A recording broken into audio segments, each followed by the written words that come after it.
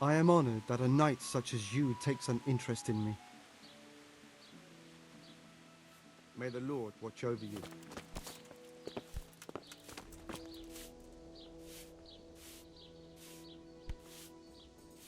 I'd like to throw some dice. Fancy a game?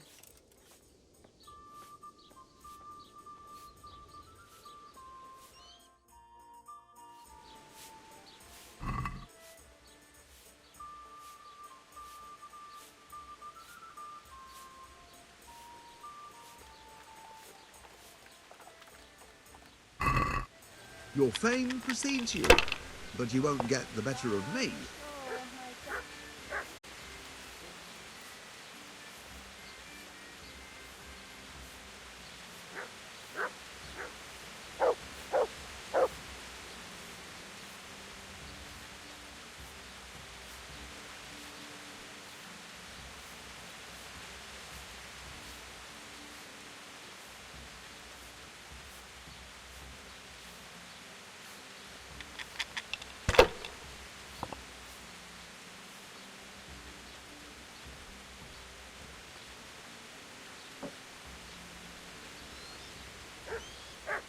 By Christ, they're falling your way, and no mistake.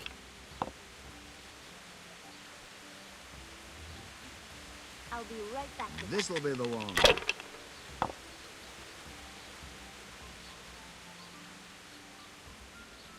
Should I? Shouldn't I? No, I don't.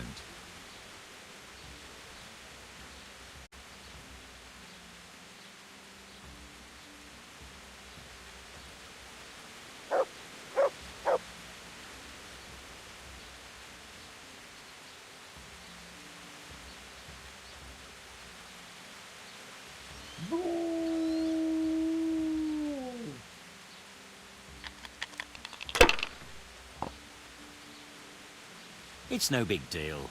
He didn't have much anyway.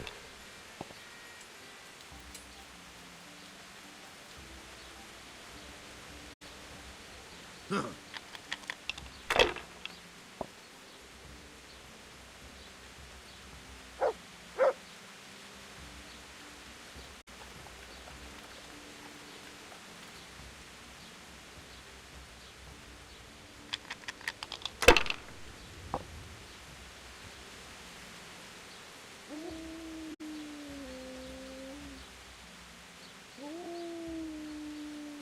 What's the hold-up? Hey, ale here!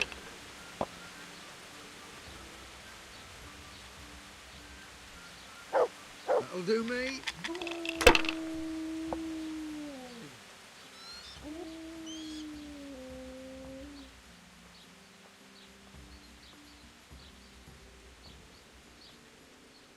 Shit!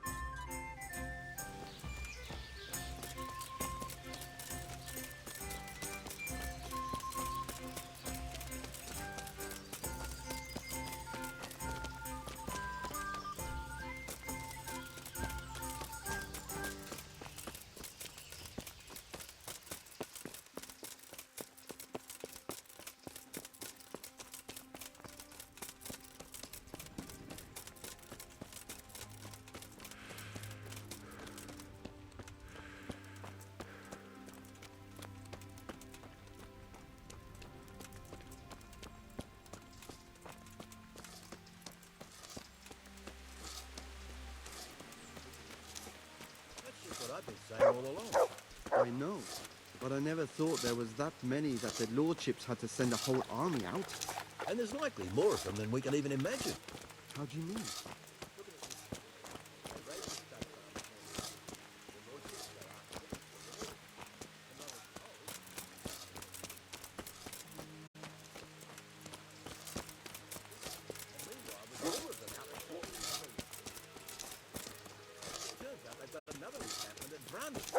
And while our lads are attacking France,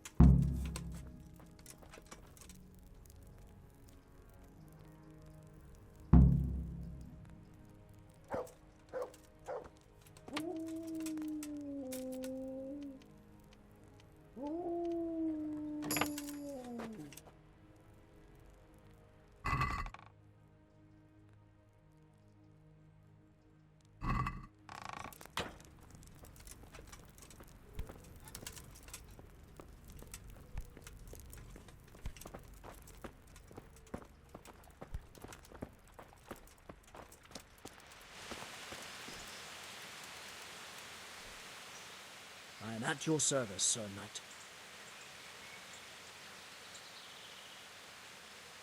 I need some help from Master Conrad. Then go and talk to him. The thing is, he's already agreed, but he'd have to go to Talmberg. I can't consent to that. He signed a contract for building the monastery, and we pay him a pile of coin for every day he spends here.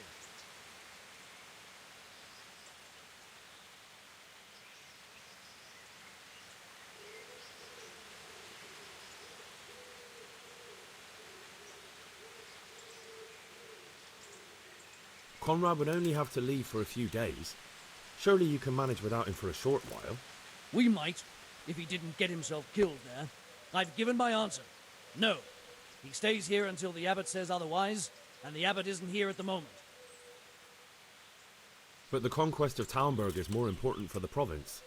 From what I hear, it's awfully important first and foremost for your lord. Sassau's always been neutral. Anyway, I take my orders directly from the abbot. Thank you for your invaluable assistance. You're welcome. May God reward you in kind. God be with you.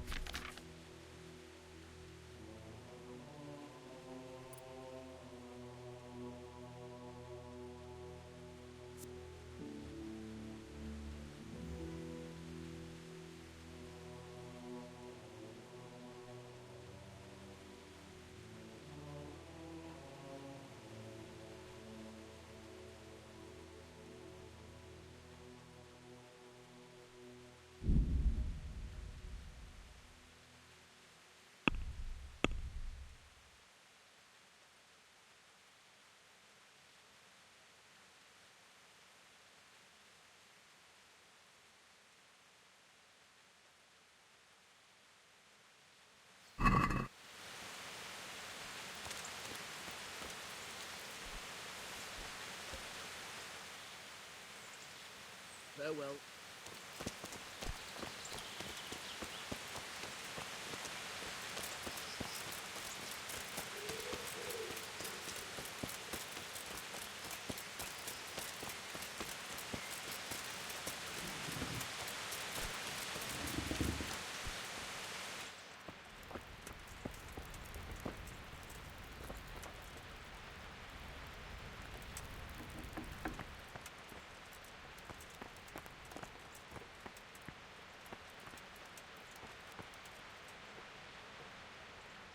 God be with you, lad.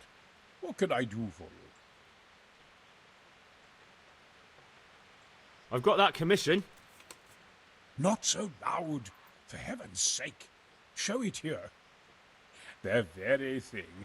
Go to the Sasau scribe and say to him the fox isn't half as clever as he thinks. Then he'll do as you ask. Is that a password? Just so. He insists on it. Don't forget to repeat it verbatim and aloud. Then all you have to do is take the new document to Carol and tell him a messenger brought it. All right. But most importantly, do it quickly and put the commission back immediately. Carol's no fool.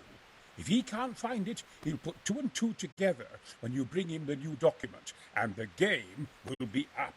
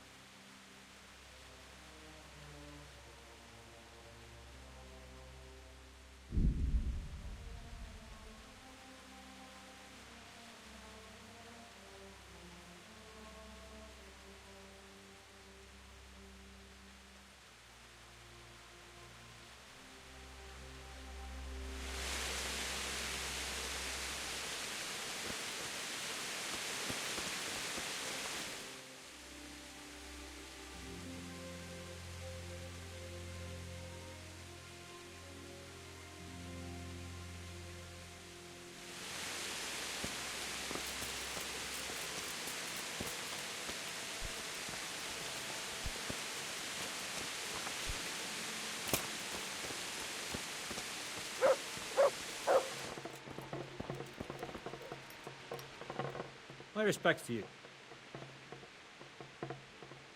I have a message for you.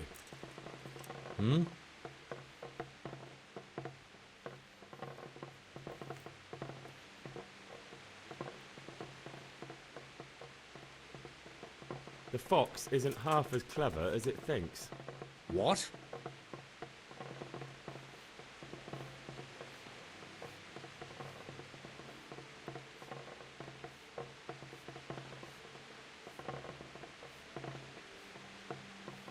The fox! Jackass! What in heaven's name are you blabbering about? Conrad Keyser sent me. Why the hell didn't you say so?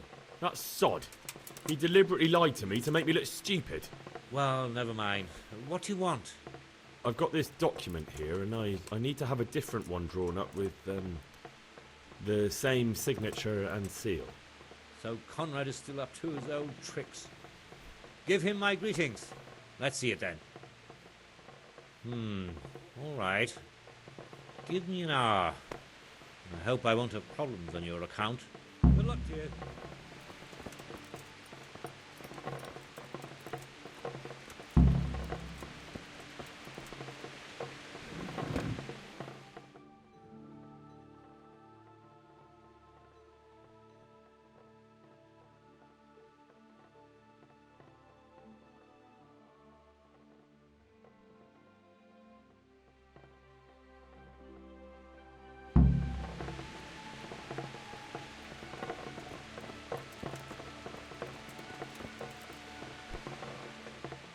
Is it done?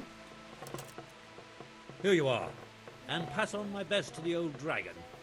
May the Lord watch over you.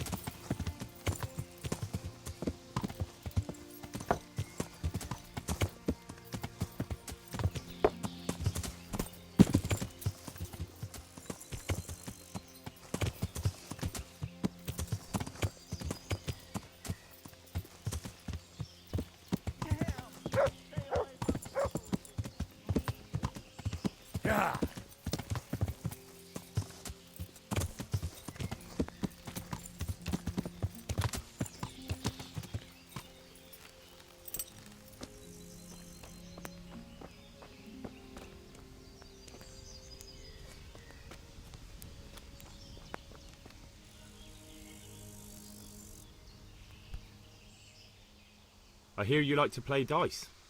Always.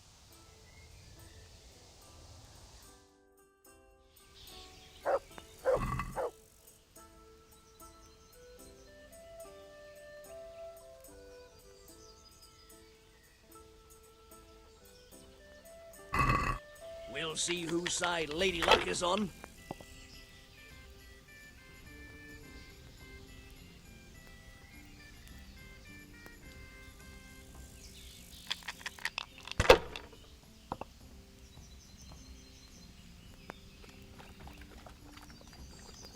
Not afraid of anything? Eh?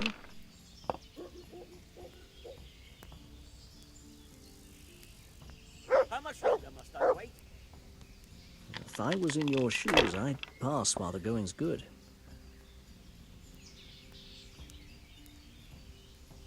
If I was in your shoes, I'd pass while the going's good.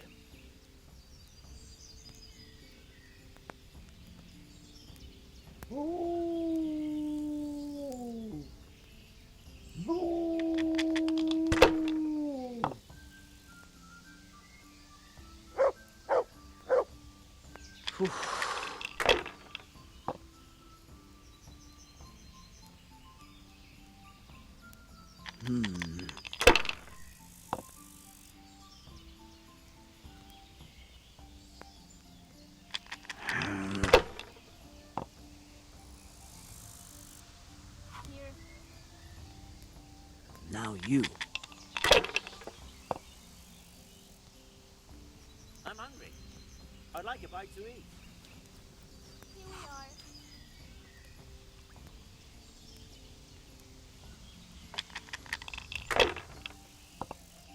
I'm hungry. I'd like a bite to eat. That's it. Here you are. What's the hold up? Hey, Ale, here! This will be the one. Here you All are. the best. I Certainly. shouldn't have I will pushed fetch it. right away.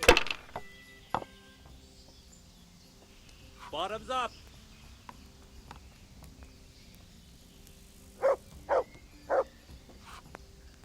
I'm hungry. I'd like a bite to eat.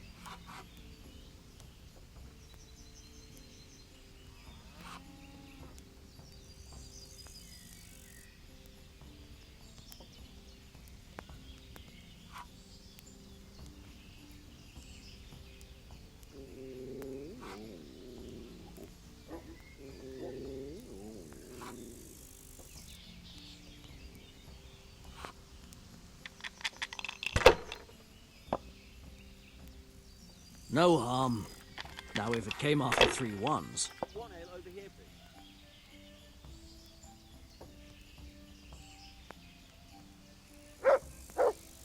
that'll do me. A tankard of ale, sir.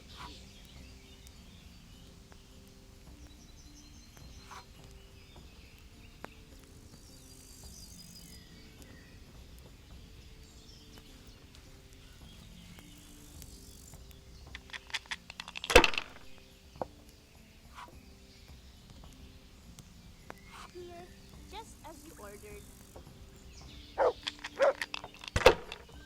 I'll have a beer. Coming right up. A tankard here. Fine.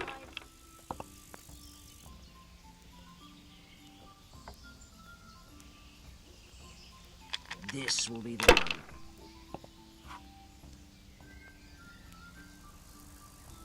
My pleasure.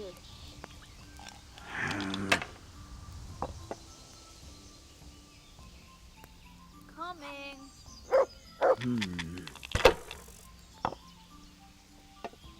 I'll bring it right away. To the women. God bless them.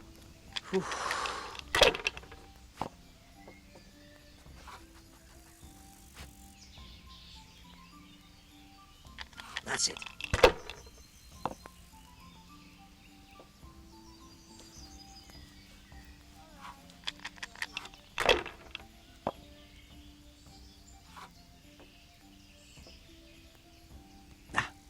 Finished.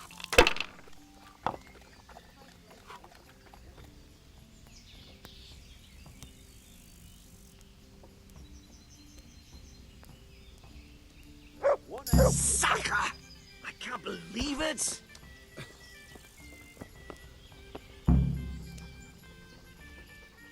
God be with you.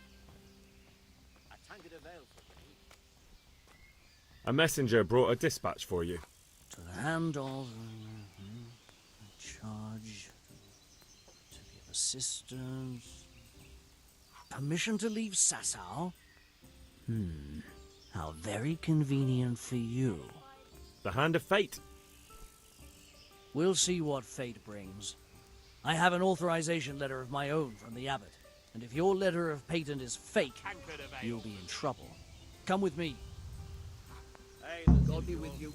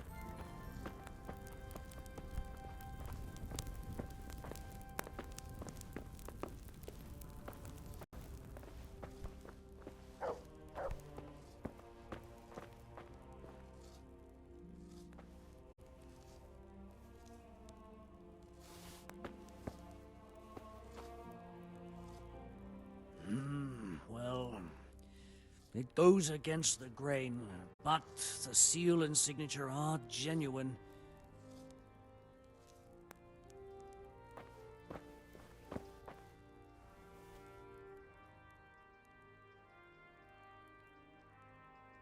So Conrad may leave? He can. The letter of patent is genuine, and when the abbot commands... Wonderful. I'll tell him. Good luck to you.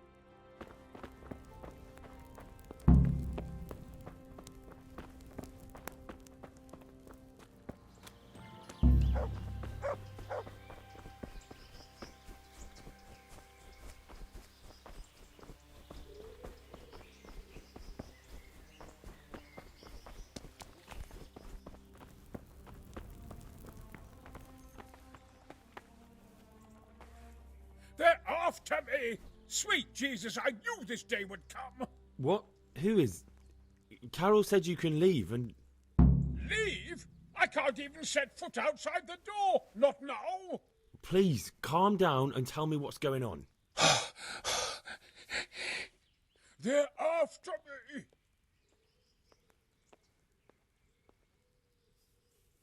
Who? Who's after you? Sigismund's people, of course! Why would they be after you? Because he's never forgiven my criticisms of Nicopolis. Now he's decided to pay me back. What am I to do? What makes you think someone's after you? When I was on my way to Sassau, I saw Baron Pekar in Kosterlitz. He was with Sigismund on the crusade, as was I. Now I've been told he was seen at the local tavern. And a stranger's been creeping around the gardens here late at night. My God, there are signs someone was trying to force the door. They're after me, Henry. The Lord preserve me. They want to kill me. Take it easy. If someone's after you, I'll see to him.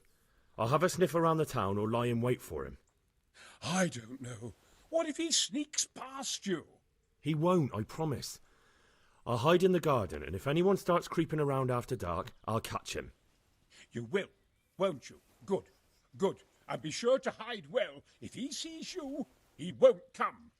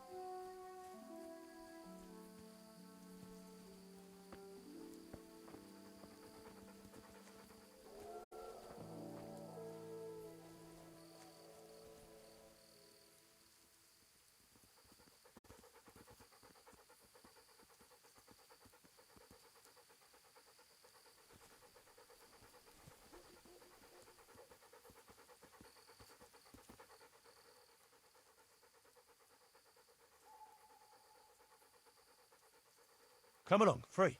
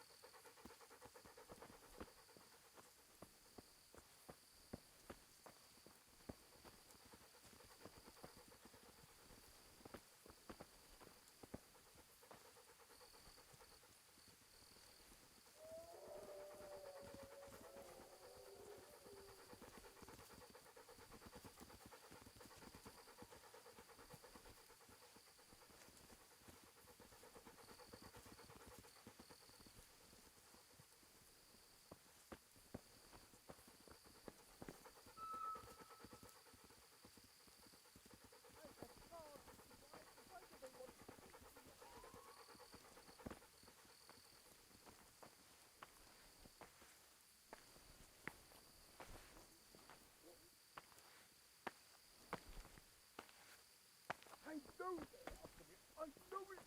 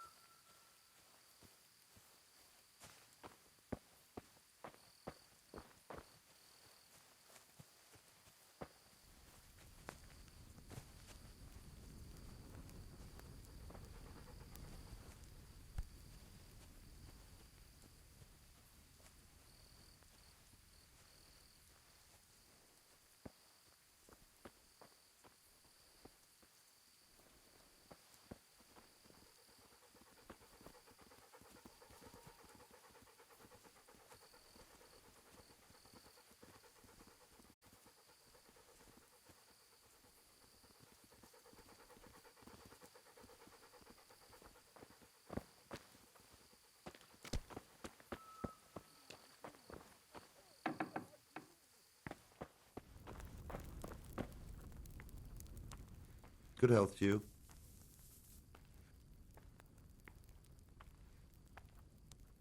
Do you know anything about a Master Paykar? It rings a bell. Is he some kind of merchant? No, no. That was a man by a similar name. Don't you find it dull here? It's hell on earth, especially as escort guards. I wish we could go back to Bethlehem. Why do they want to kill me now? Farewell.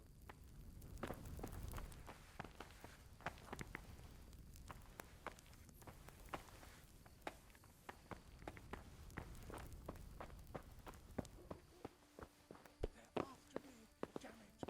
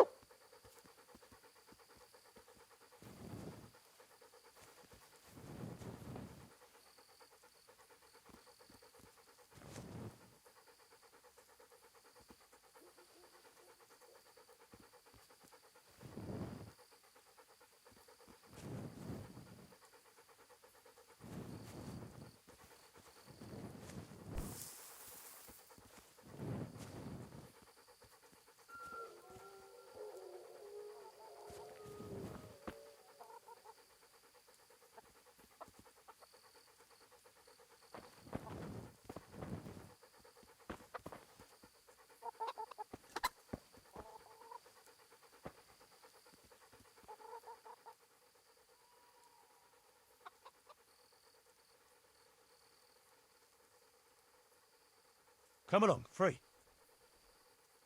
What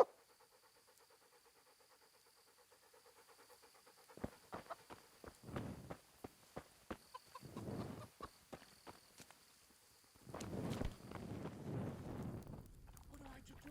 What the hell am I to do?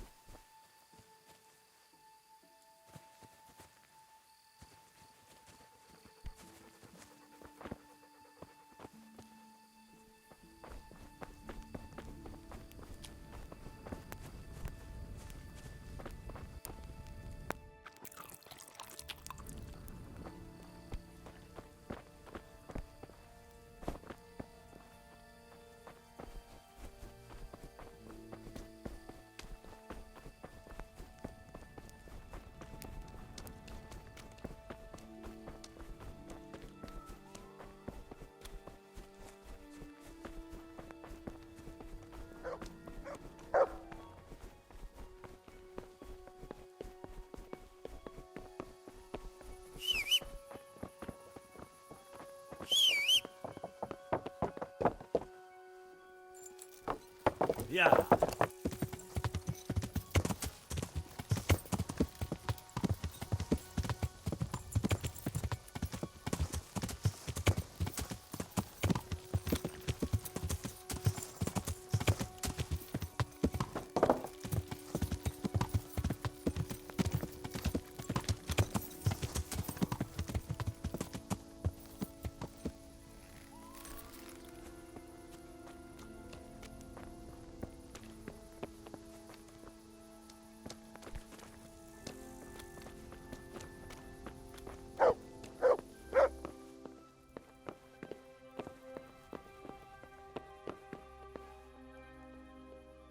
God save you.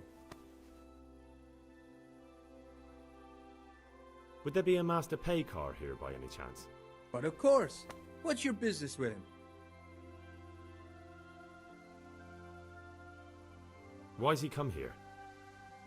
Why so inquisitive? My master's thinking about a trade he proposed, so I'm asking around to see if he can be trusted. He's a decent man. He pays his debts and he's certainly no cheapskate. They say he trades in cloth.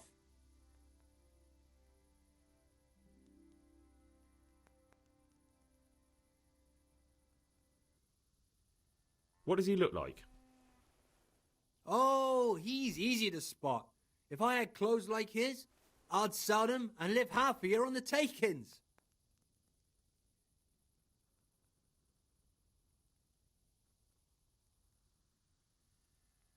What kind of man is he? People like him well enough. And as for me, well, half my profits are his doing.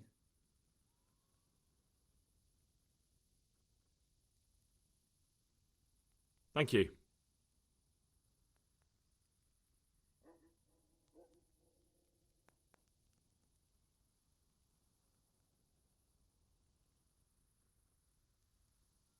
Take care.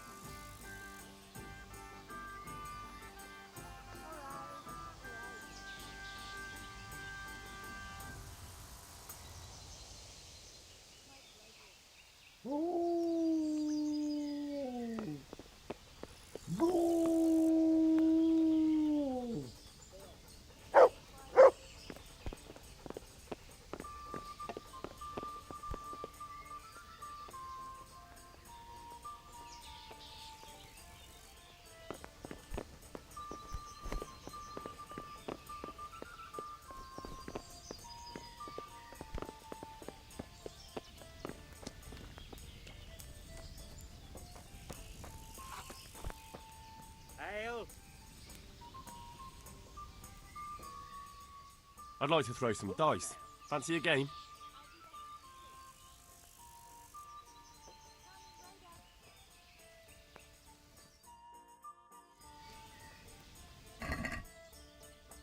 Here, just as you ordered.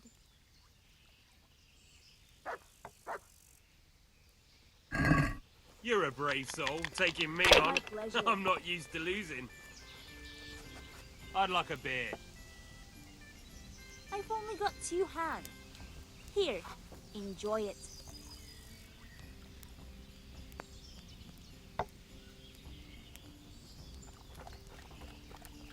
My pleasure.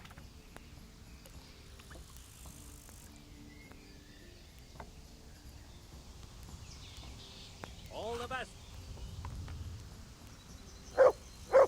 There. Satisfied?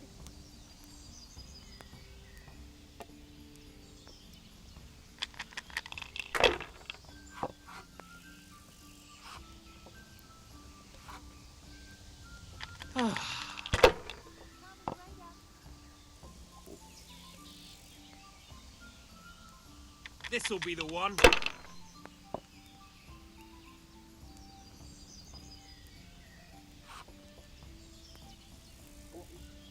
That'll do me.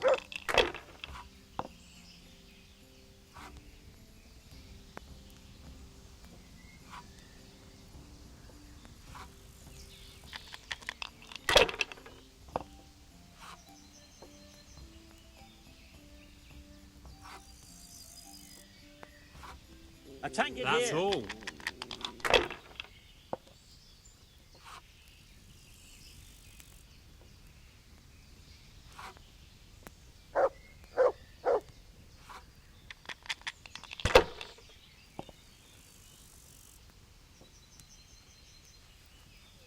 Ale as usual.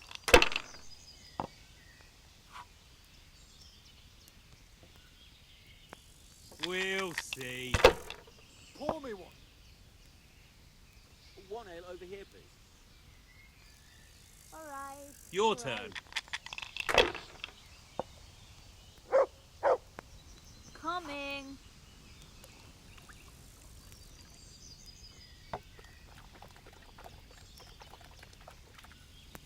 Here, enjoy it.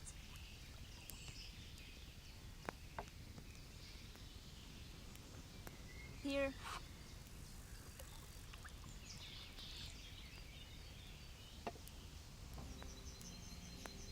The best of health. There. Satisfied?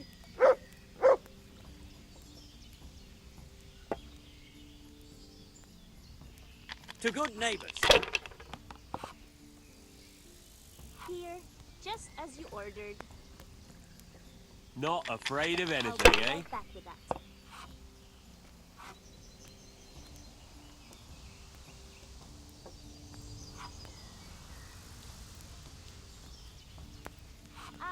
I'll be back in 2 ticks.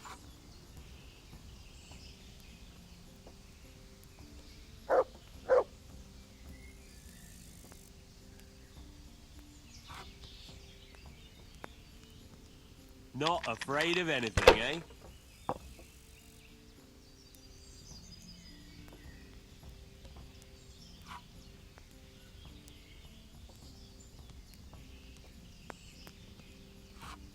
Shit!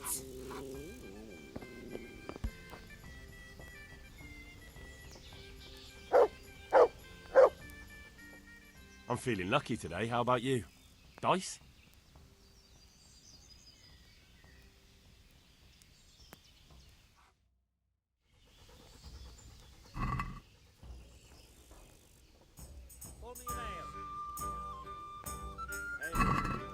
I can't wait to see how you throw.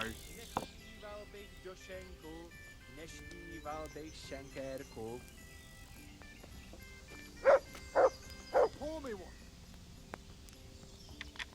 Pull me an ale. Alright. One beer for me.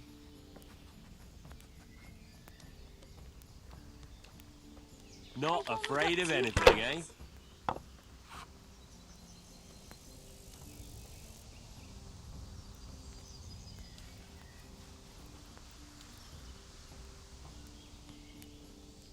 Ah, come on, it's time I had a throw.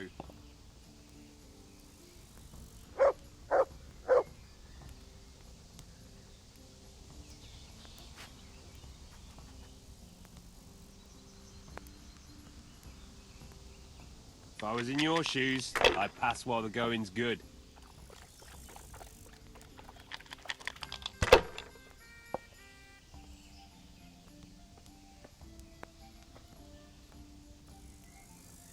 No point in pushing it.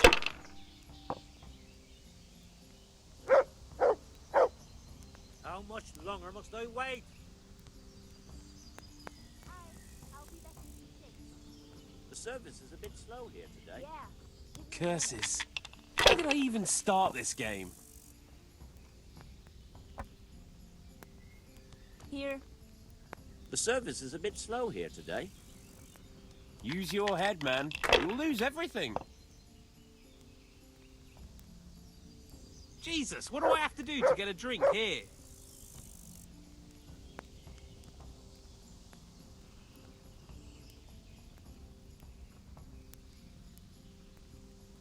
Ah, come on, it's time I had a throw.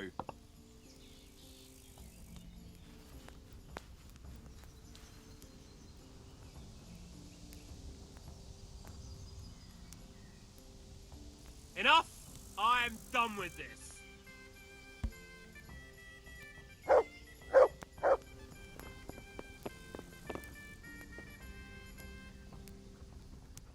God be with you, good sir. Fancy throwing a few dice?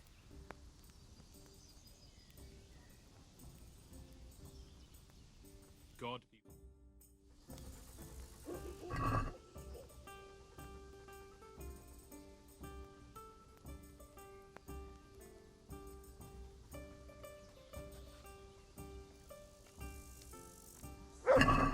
Why, oh why did I ever agree to this? I'll lose my shirt again.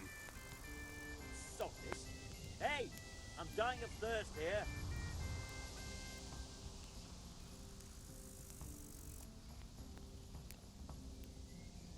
The service is a bit slow here today.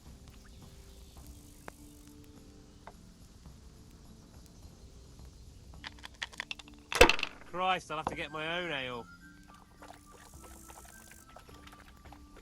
Here you That's are. it. And good health.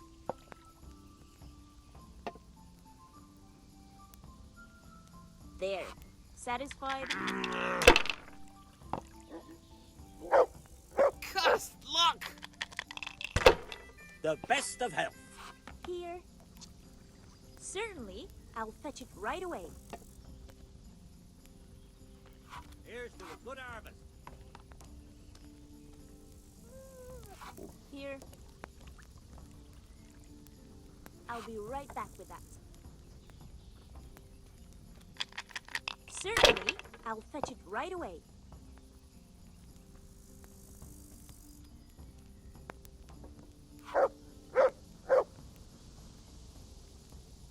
Ah, come on, it's time I had a throw.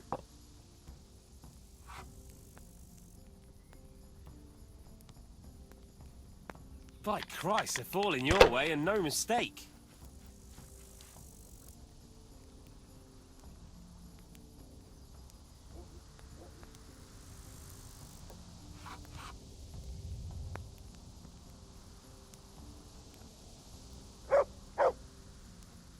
If I was in your shoes, I'd pass while the going's good.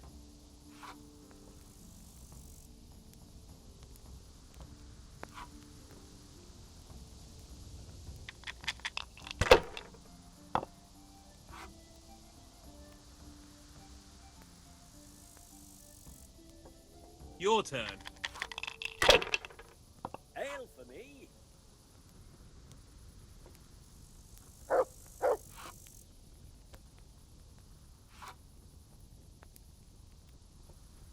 Sacra!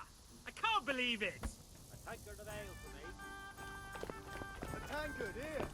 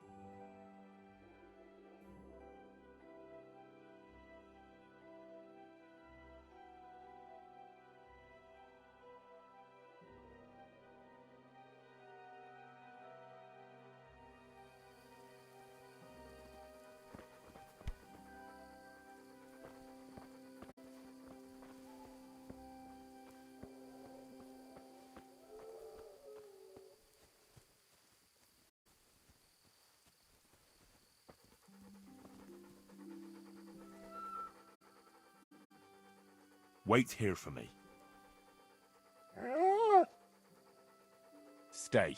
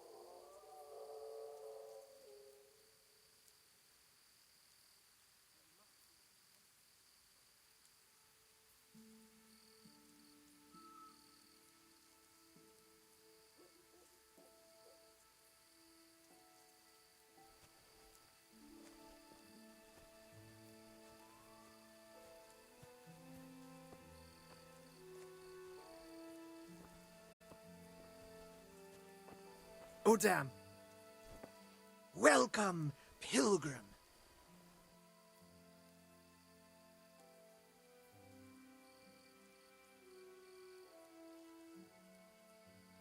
Do you know anything about our master Paykar? Certainly. They say he's come to do some trading. At least that's what Peter reckoned. Says he diced with him at the inn. About those other things you wanted from me. This topping out, what's that? You're not a... No, I'm a black... I see. Well, a topping out is...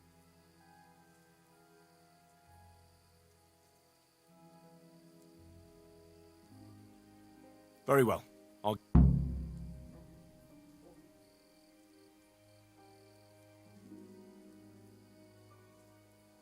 I'll get looking for those things then. Excellent! You do that, my journeyman. Good luck. Farewell.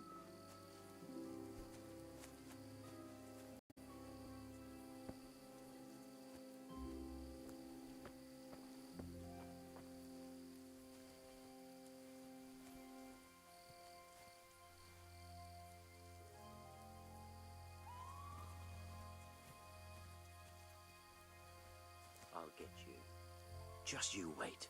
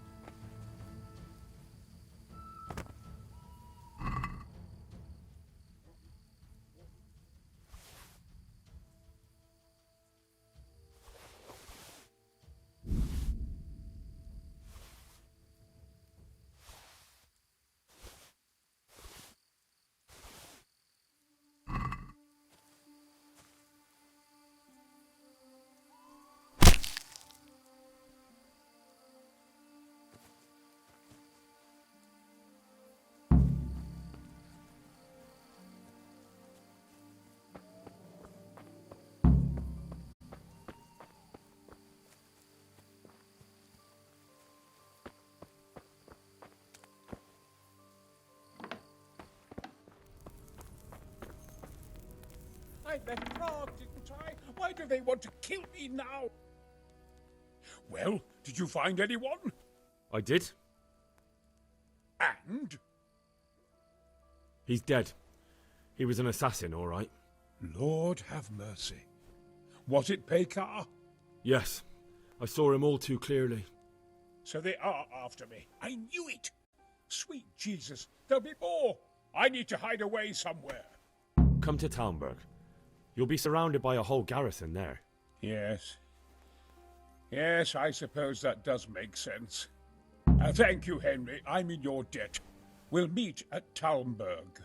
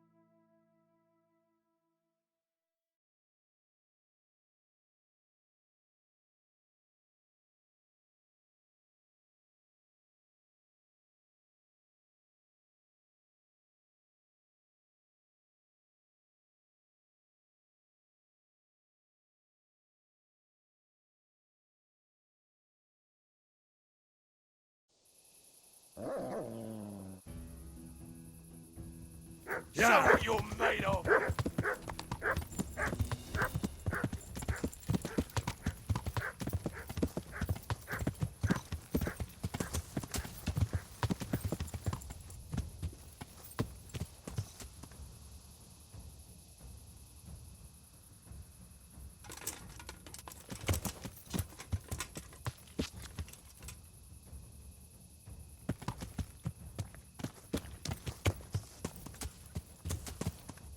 Yeah.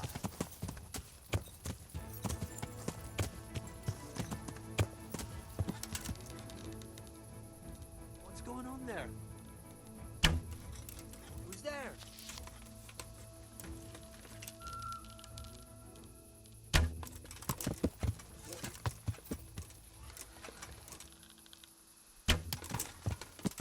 Yeah. What are you doing here? Tired of life, are you? What's that?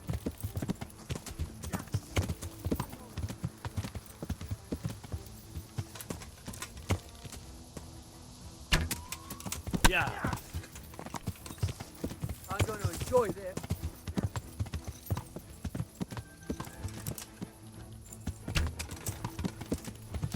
Yeah.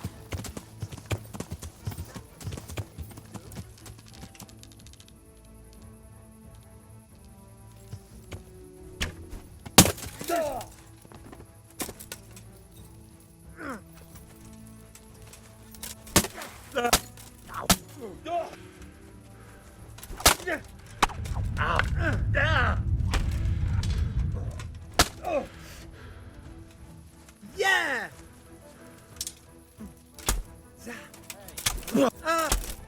Oh. What's that?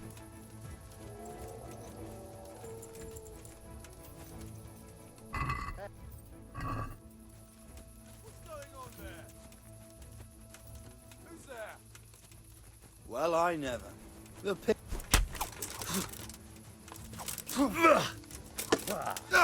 Hey, who's there?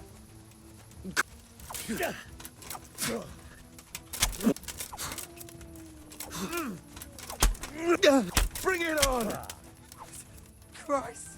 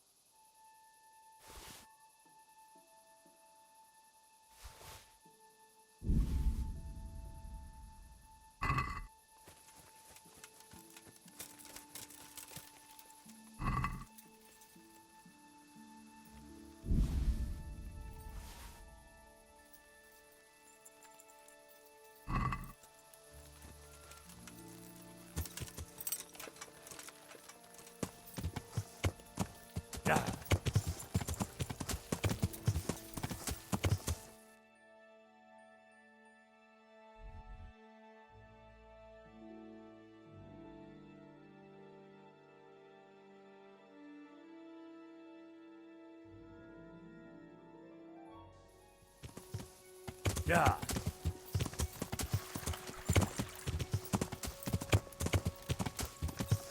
Yeah.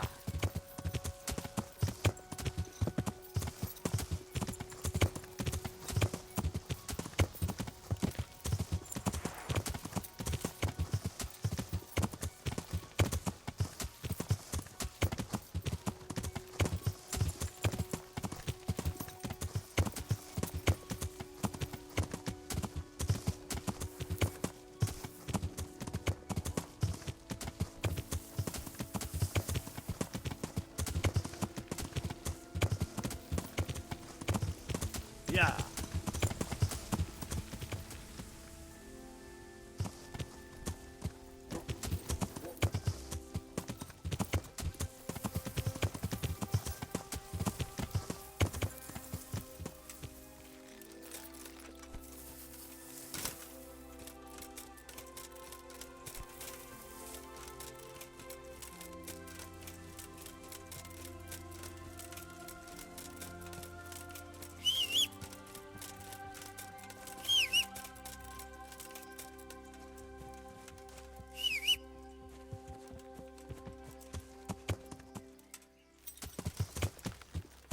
Yeah.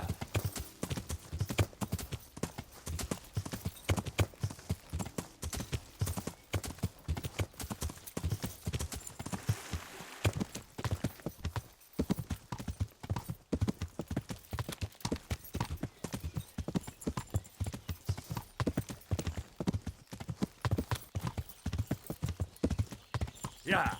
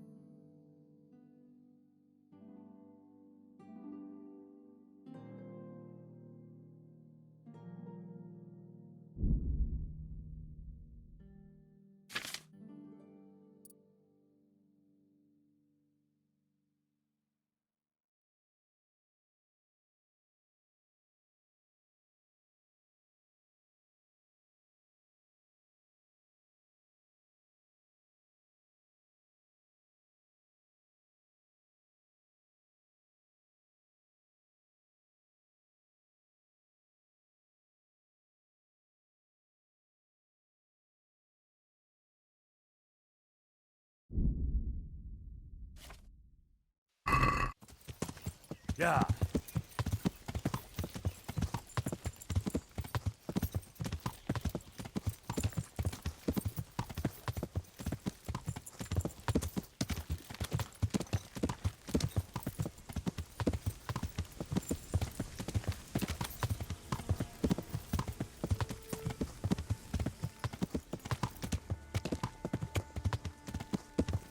Yeah.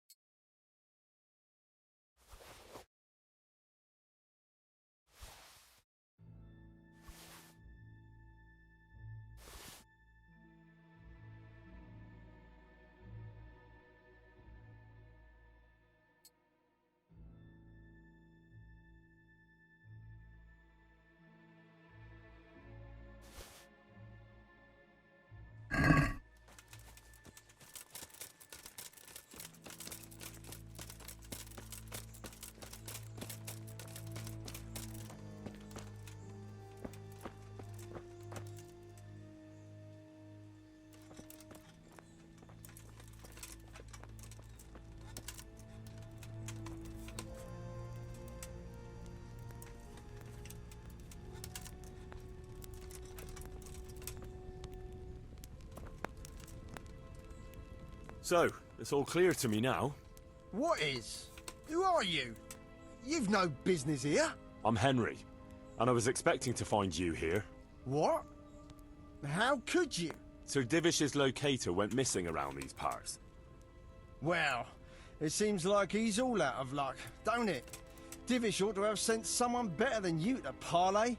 He didn't send me to parley, he sent me to deal with it. Deal with it? There's plenty of us and you're on your own. So I think twice about how you're going to deal with that.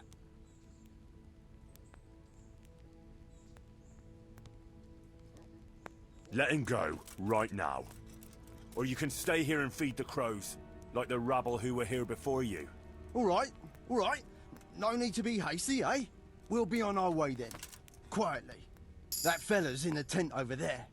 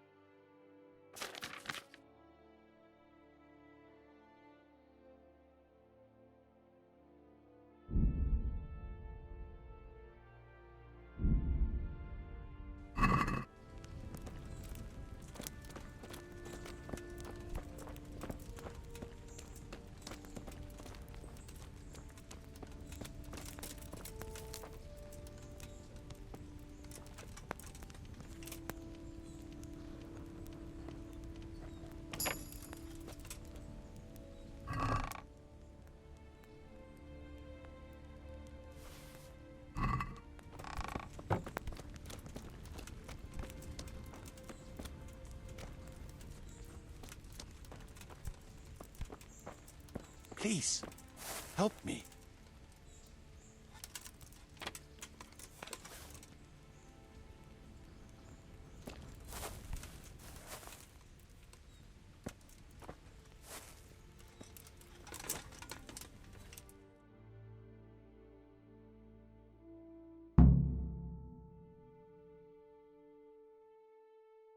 Thank you. My pleasure. Sir Divish sent me to find you, and it looks like I arrived just in time. God's truth. I'm Henry of Skalitz. My name is Marius Bielek, Master Locator. Sir Divish sent me here to survey the area. Well, the outlaws are out of the way, so we can go and report to him, right? Not just yet. Those bastards caught me as soon as I arrived, and so far all I've seen is the inside of the tent they tied me up in. I still have a job to do. Come along with me, if you like. We'll report to Sir Divish afterwards. Wandering around ruins isn't my idea of fun. It's not meant to be fun. I have a serious job to do here. But suit yourself. Don't go too far. I'll look things over, see what's what, and make notes. At least I'll get it done faster and won't be distracted. What? By me? I'll have to measure it out. That's essential. All right, Henry, run along. I'll catch up with you later. Check the water sources. Subsoil.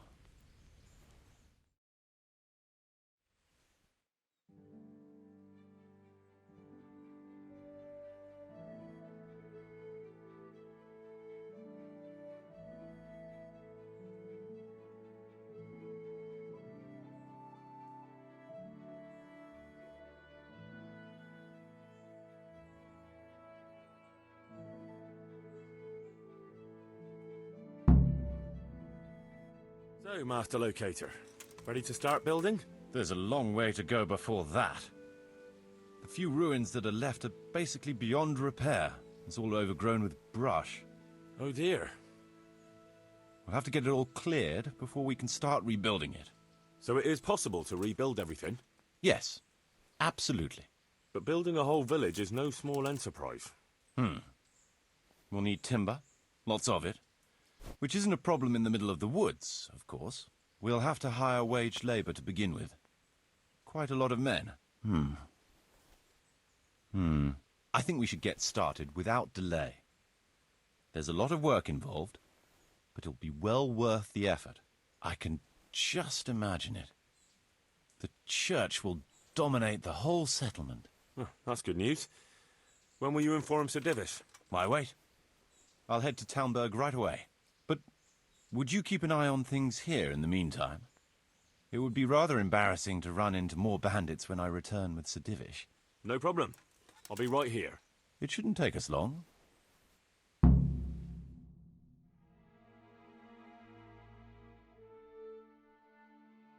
My lord, welcome to Pribyslavitz. That is to say, welcome back to Pribyslavitz after all these years. Well, what's left of it. Not to worry, Marius. I'm glad to be back in my old hamlet. Although, it seems to have aged about as gracefully as I have over the years. I beg to differ, sir. It's quite dilapidated, unlike your good self, but at least it's safe now. Thanks in part to Henry here, who also saved me from a predicament that cost me valuable time. Who knows? If it hadn't been for him, we might not even be talking now. Well, lad, in the end, you managed things in your own way, I see. Just as you said you would. I did my best, sir.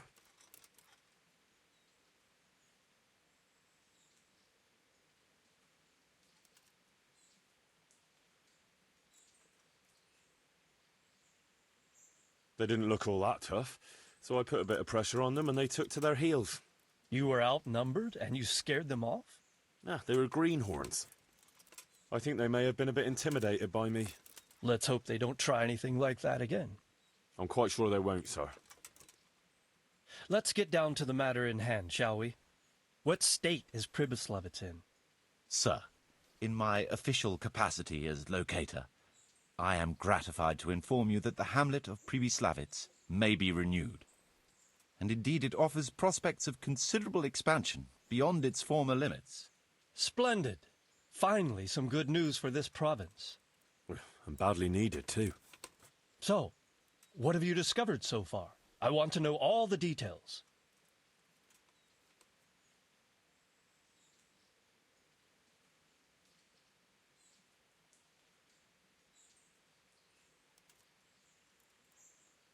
We had a scout around. We conducted a basic survey, from which we can make a preliminary outline of the parcels. I already have in my head an initial plan of what can be built where. We should certainly have a church. I'd like to preserve the existing one. That should present no serious obstacles. The building is in much better condition than we anticipated. But extensive reconstruction will be required. That's to be expected.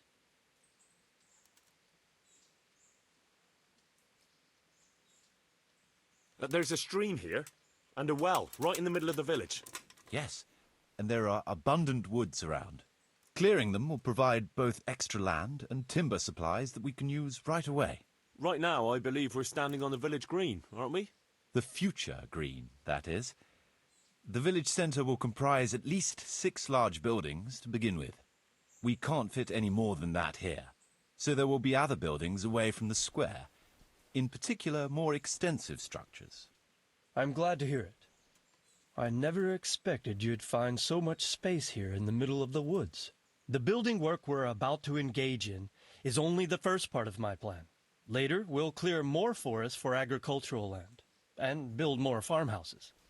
But for now, we'll have to focus on more sensible goals. As you wish, my lord.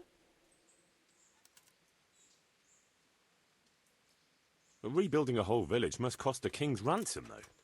It's true it won't come cheap. Before the tradesmen settle here and start producing and trading, it will be necessary to invest a certain amount of capital. A certain amount? How much exactly? I wouldn't venture to state a precise amount at this point, but I expect it will come to some thousands, even tens of thousands of groschen. That much? I hope you're good at haggling. We shall, of course, attempt to procure everything at the best possible price, but raising a settlement from the ashes you see around you is a costly business. Nevertheless, I can assure you, my lord, that if all goes well, the investment shall all come back to you with interest. I hope I shall live to enjoy it, Master Marius. A village isn't a village without villagers. You'll need new subjects. Even preparing the ground for building will need lots of labour. Where can we find so many people, sir? You sound skeptical, lad, but it's a good question. I've already given it some thought. I've agreed with Radzik and Hanish that we shall make an announcement in Rattay to invite people to move here and help with the construction, which will bring them many benefits, but also obligations. In addition, I expect the prospects of a new home will appeal to your former Skalitz neighbors, more than a makeshift camp by the castle walls. They'll be delighted, sir. A splendid solution, sir. I've also been concerned about how to bring settlers here, but now it seems there will be no shortage of new inhabitants after all. It seems things are finally looking up. We routed the bandits in battle, and Henry took care of the remnants. When can we get to work? Right away, as far as I'm concerned. All we need is people and the necessary funds. And we'll need someone to keep order, at least in the interim. True. I'll leave you some of my men. If I may, I would recommend quickly appointing a bailiff to take responsibility for the renewal of the village, its coffers and its citizens. True. First things first. Since you understand these matters best, you shall take charge of the land parceling and building works. You'll be available to the bailiff, but answerable directly to me. I'd be honored, sir. Thank you. And, as regards the office of bailiff, what about you, Henry? Yes, sir? You've proven yourself well. You've demonstrated that you're capable of solving problems, and you command the respect of your former Skalitz neighbors. Well, I'm not so sure. And you're also capable of maintaining law and order. I must concur. So, let us expedite matters. Henry, I hereby appoint you to the office of bailiff of the hamlet of Pribyslavitz, in my domain.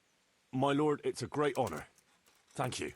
You will oversee the initial renewal and administration of the village that will set the ground for further development. But don't imagine it'll be a bed of roses, lad.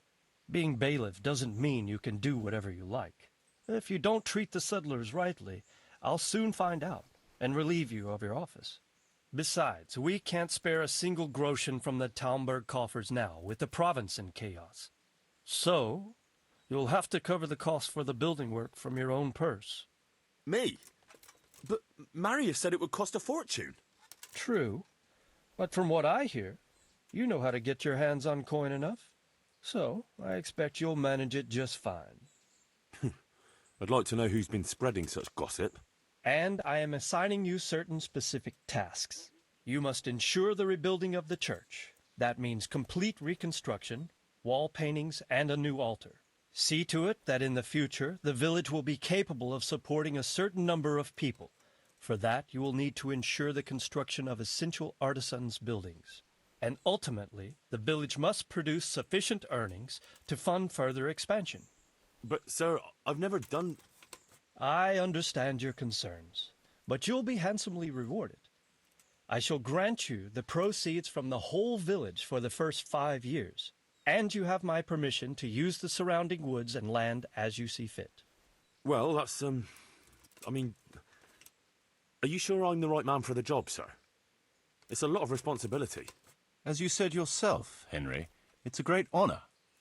Besides, you won't be alone in it. I'll assist you and supervise the construction work. Phew. All right, then. So, we're agreed. You'll give this document to the Rete bailiff. He'll make the announcement to invite settlers, which should ensure enough people to begin work. At the same time, your official appointment as bailiff will be announced. I don't know what to say, sir.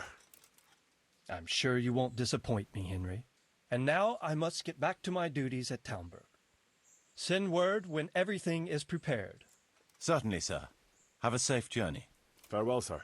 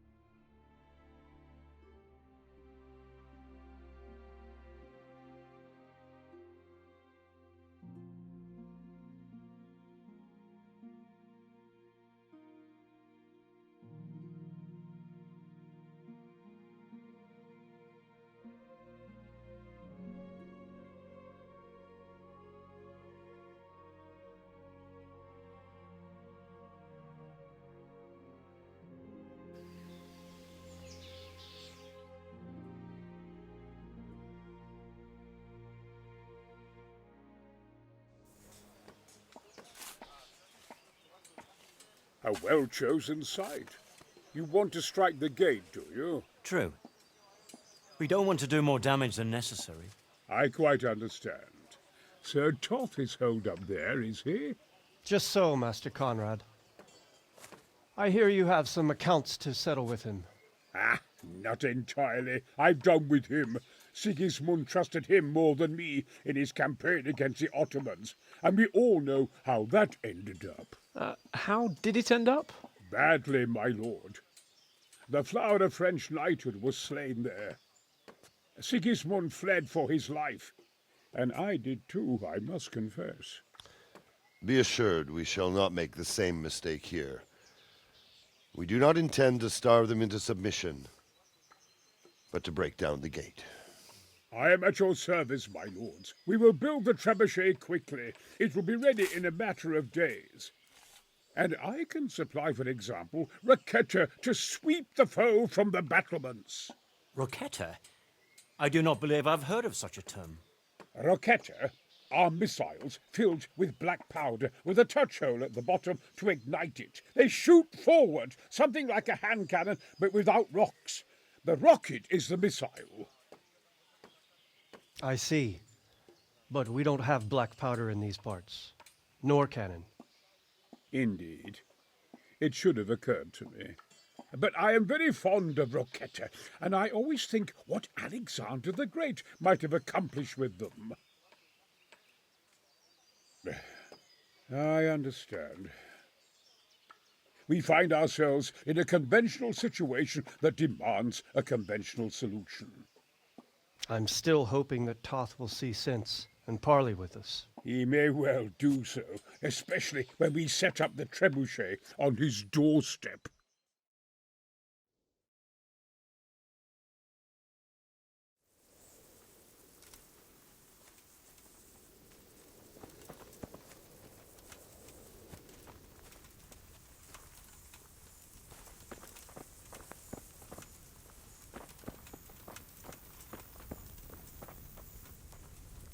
Greetings.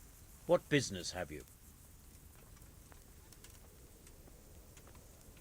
I came to an agreement with Conrad. He's already here. You wouldn't believe how clever that fellow is. Now we really will build that trebuchet. That I guarantee you. Just one thing. If he should send you somewhere and tell you to give some password about a fox or some such, well, you should take it with a grain of salt. Password? Fox? All right. I'll bear it in mind. Glad I could be of service. I'm truly grateful to you. And the men will be too when the assault starts. Fine work. You've certainly saved many lives. I probably shouldn't, but go and have a look in my trunk. You might find something there you can use. Thank you.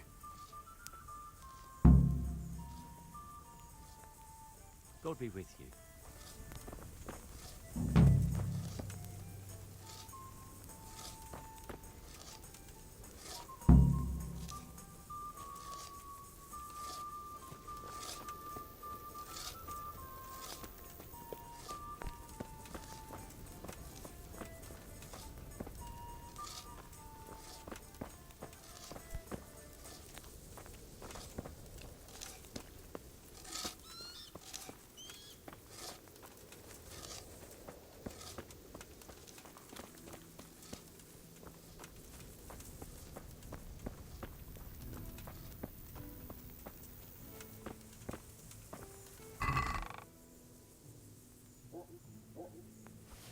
Who's there?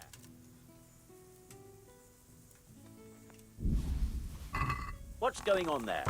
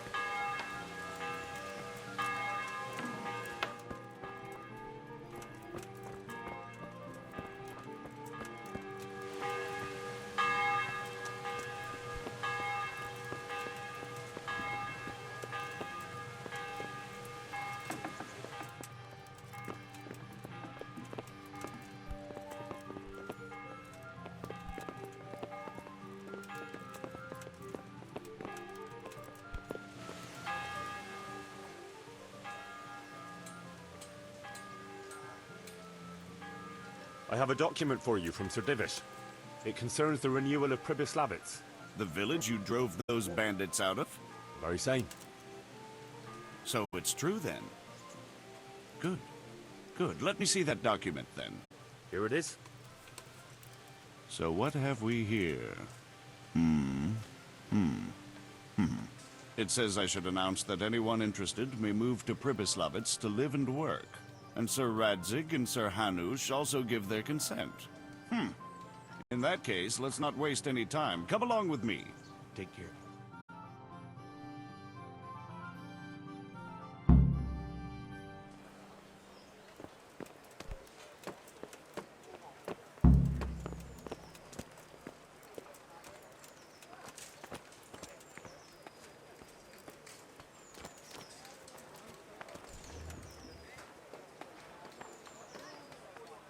Bread, fresh bread. Bread, rolls, buns, and pretzels for you. Cabbage! Cabbage! Green cabbage! Get it before it goes brown.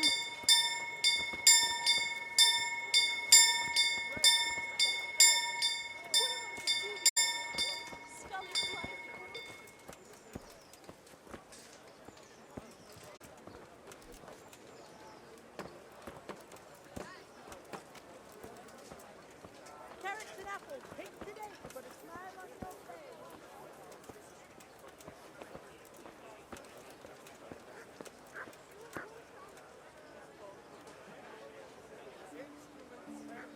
Hear ye, hear ye. It is hereby announced, in the name of Sir Hanush and Sir Divish, that you, the citizens of Ratai, as well as those who have found temporary refuge here, are permitted to move to the hamlet of Pribyslavitz to the north of Talmberg Castle, wherein you shall be vouchsafed a new life and new dwellings, providing that you shall contribute to the renewal of the hamlet.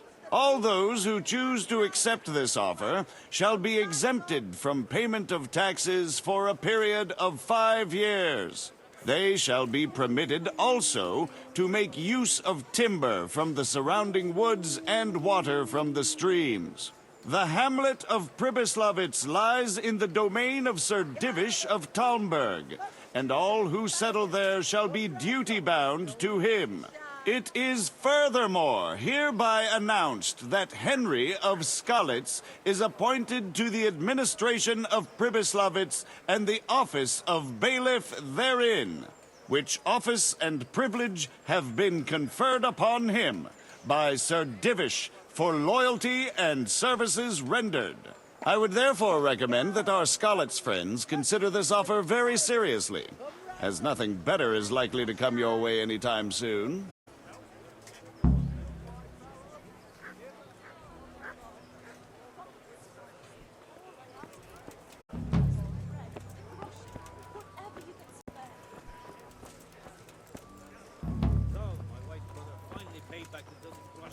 Have a look at these cucumbers. You mean the money you lent him last winter? He took his time. He did. But I didn't want to upset the old woman by chasing him for it. It's better never to lend money to kin. It's always a nuisance. That's just what I think.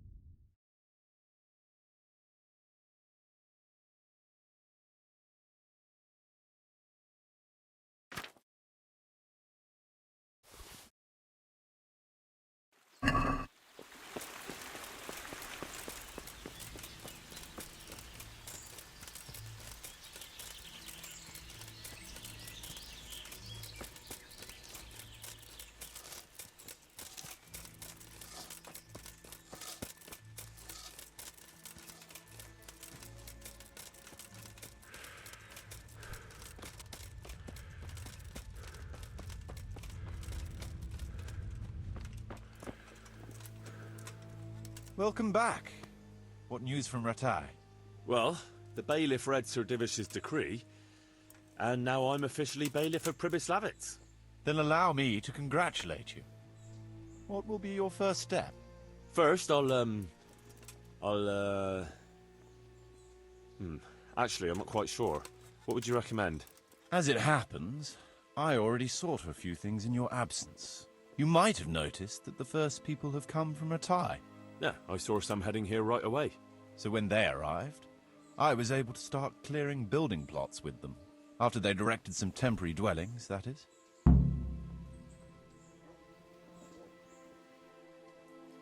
So we're ready to get things started? As long as you know what you want to build, I can show these new people what to do. We'll be building on the sites we've measured out. You can go and look them over first, if you like. I'll do that. I'll see what's going to be built where.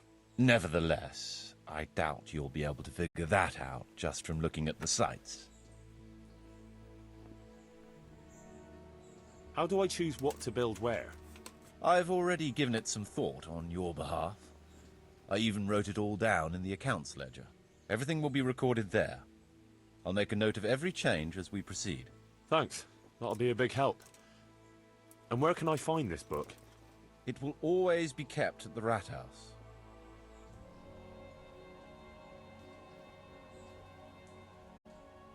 Well, there's nothing here, so we'll have to build everything. Ale house, bakery, butchers, rat house. Did I mention ale house? Eventually. But be warned. To begin with, it's always best to start with facilities that will be producing construction materials for everything else. And since we'll mainly be using timber, it makes sense to set up a woodcutter's camp. All right. And then what? That depends. Every building has its use. You'll soon get the grasp of it, and it's all in the ledger. What about the workers' wages and buying materials for artisans? The money must be put in the trunk here. The expenditures for wages and materials will be taken from it. So you should keep it topped up to prevent delays. Which reminds me, there's the matter of my own pay to be resolved. Yes, of course. Sir Divish guaranteed me a fixed income. What's more, this job is an exceptionally big one. I see. How much are you thinking? I have a record of payment here somewhere. Here it is. Let's say 1/4 more than that.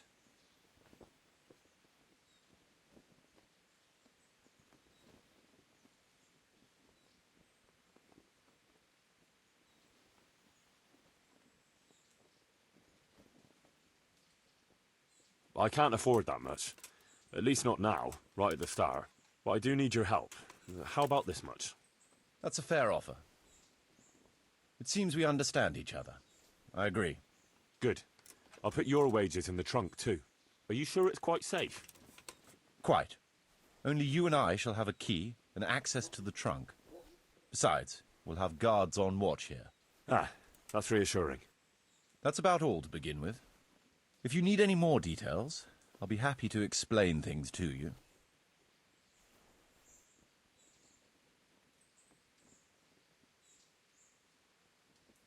Could you explain something to me?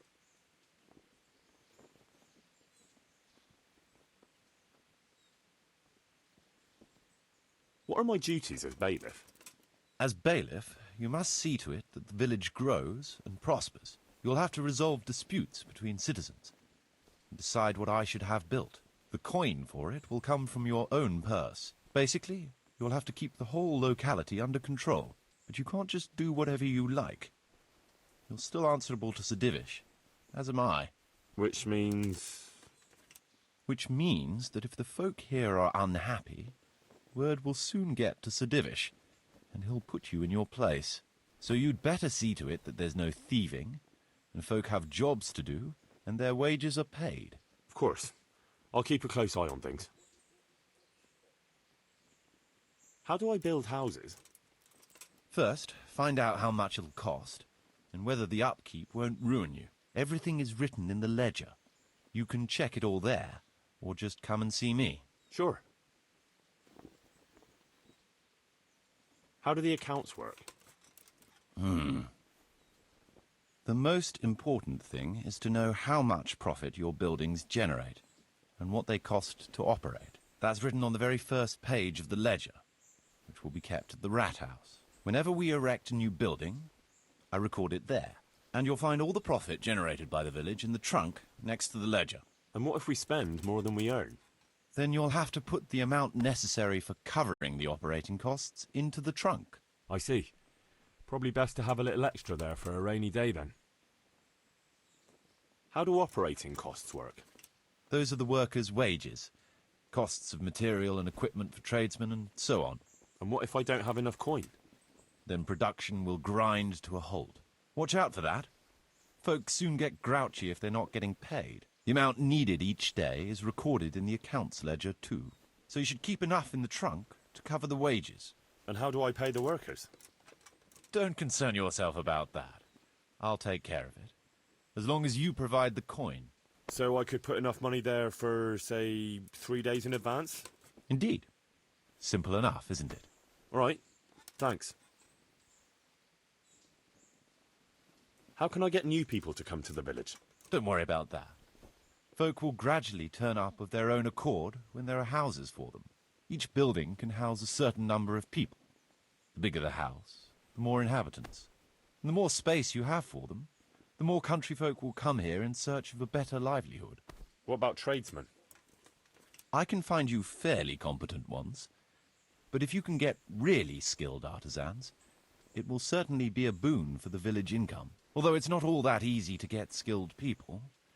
You could ask around. I see. Any suggestions?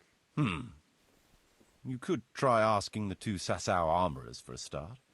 They're always at each other's throats, so maybe one of them could work here. But don't forget to get a forge and armoury workshop set up for him. Otherwise you'll only be wasting his time. Right. I'll go and have a word with them later. I must give some thought to who else would come in handy here. Thanks. How can I improve the buildings?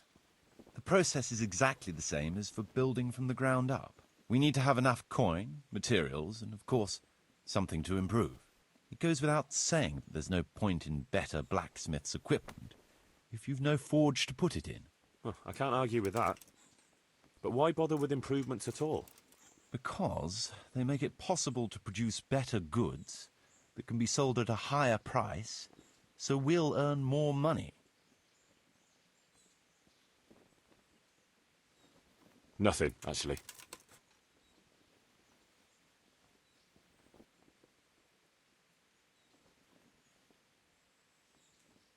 I want to build something. Certainly, Master Bailiff. What's it to be? I'd rather not build anything just now.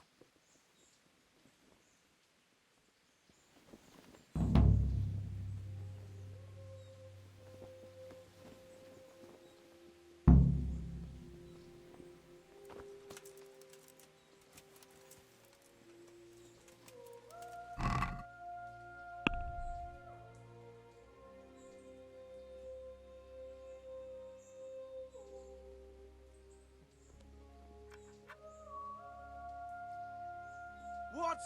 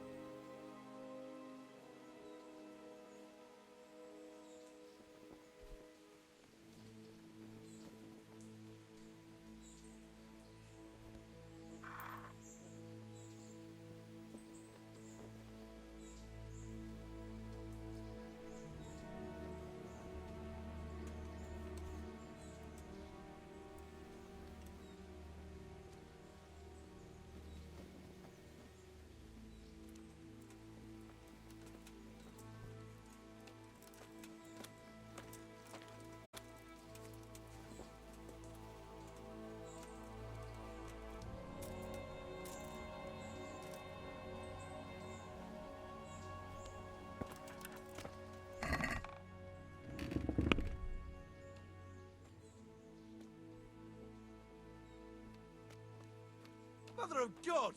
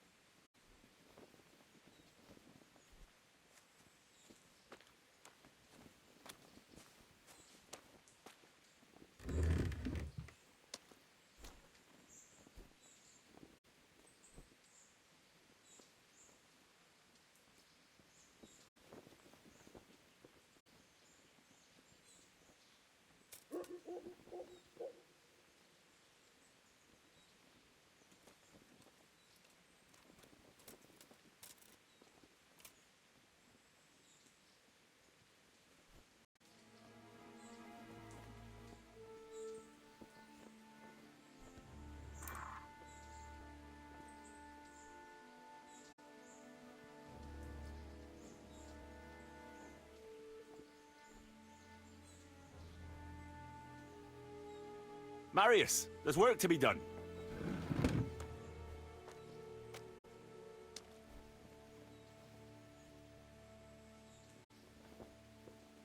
That shouldn't take too long. Come along with me and we'll take a look at the site.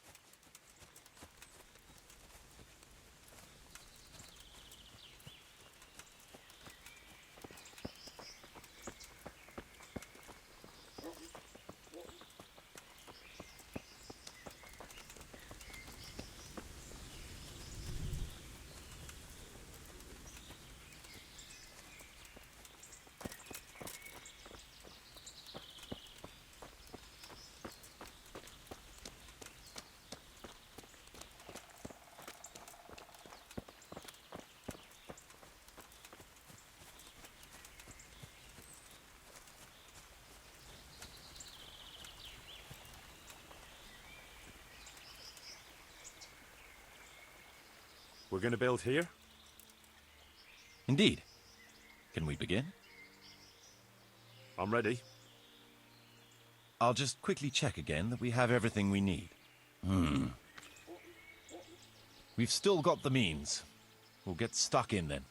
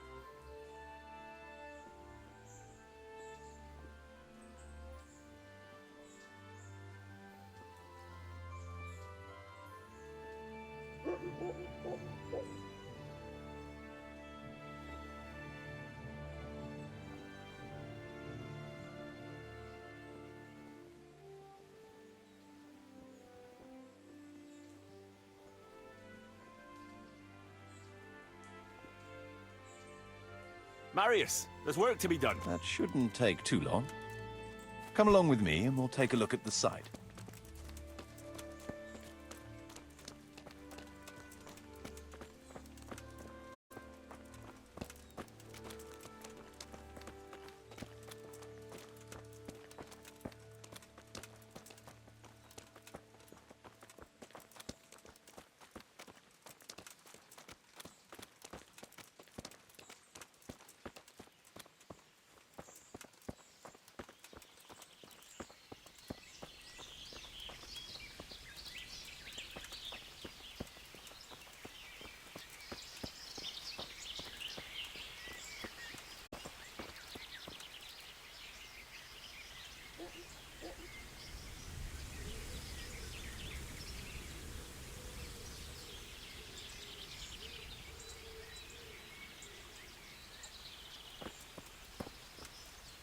We're going to build here? Right here. Ready to start? I'm ready. I'll just quickly check again that we have everything we need. We've still got the means. We'll get stuck in then.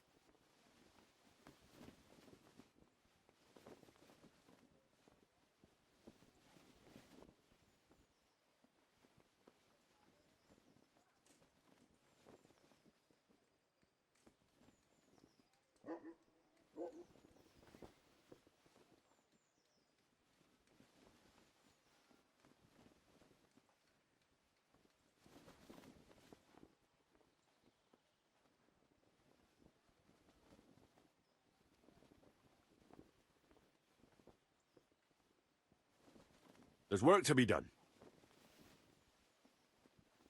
Good choice. Come with me.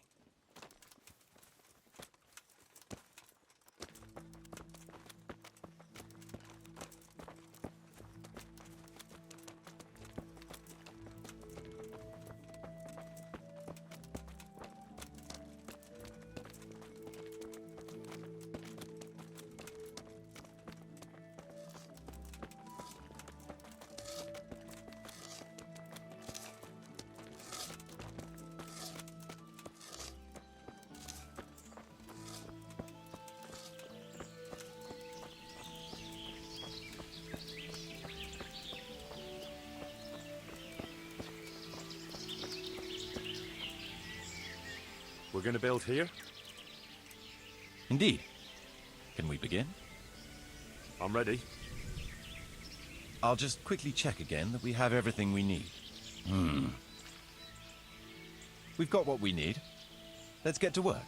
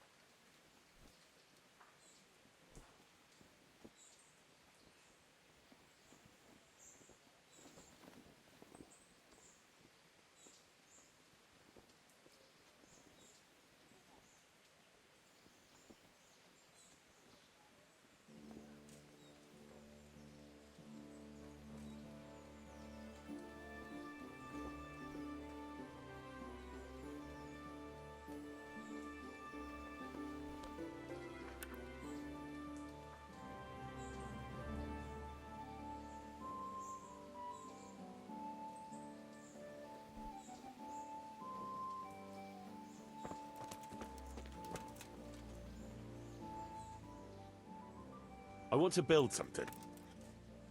Certainly, Master Bailiff. What's it to be?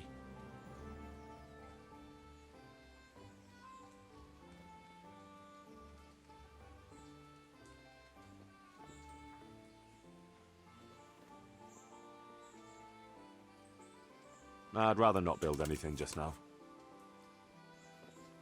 So, how am I doing with the village? Let's see. You're still far from having the income you need to make the village prosper. You'll need to get the tradesmen working better and creating space for more people. The church is still in ruins. Doesn't create a good impression. We're on the right track, but we haven't reached the end yet. All right, I'll get stuck in.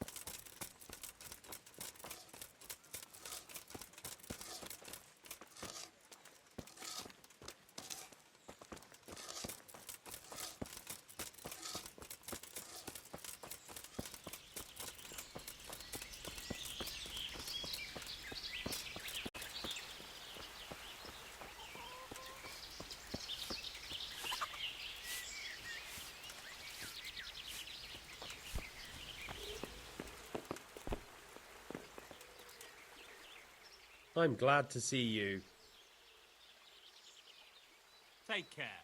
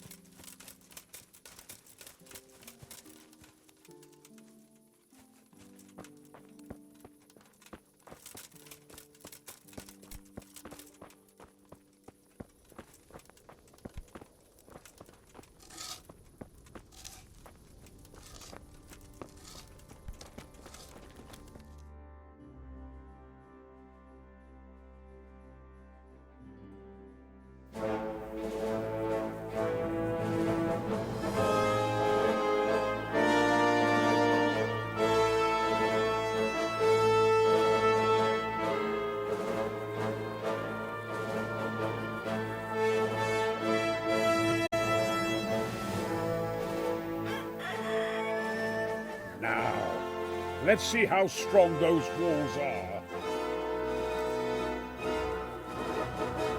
Let it rip!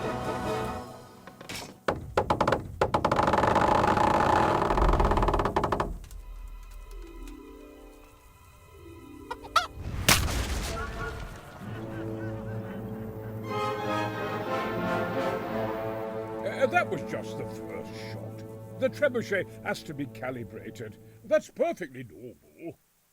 I'll have the range in no time.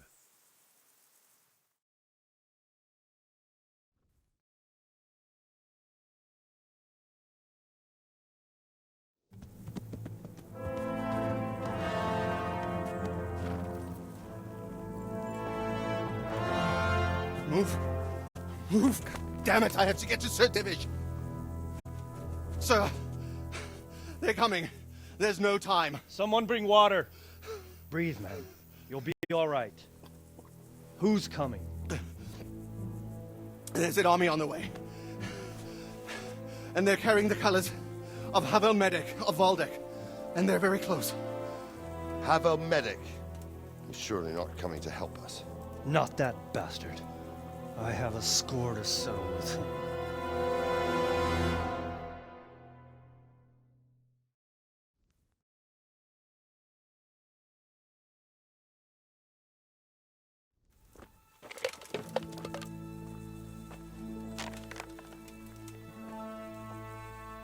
Gentlemen, Toth's reinforcements are about to descend on us. That swine.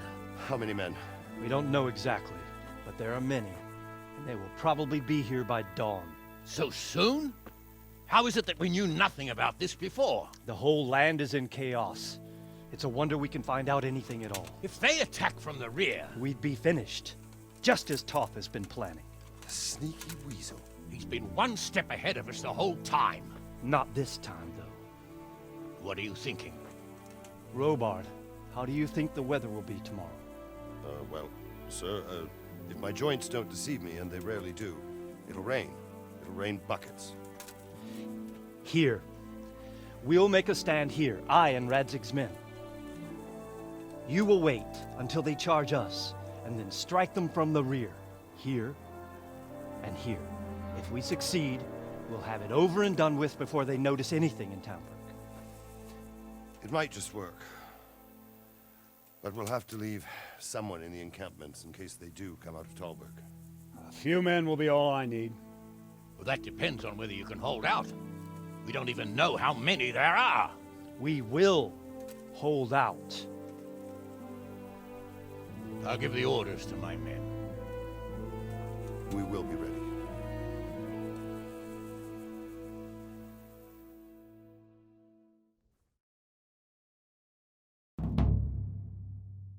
My part in the battle, sir. Attention! I wanted to go with the Skalitz men. I need more than that from you. More, sir? If we can't hold out at the quarry, we're finished. You, I, Hanish, and Radzik.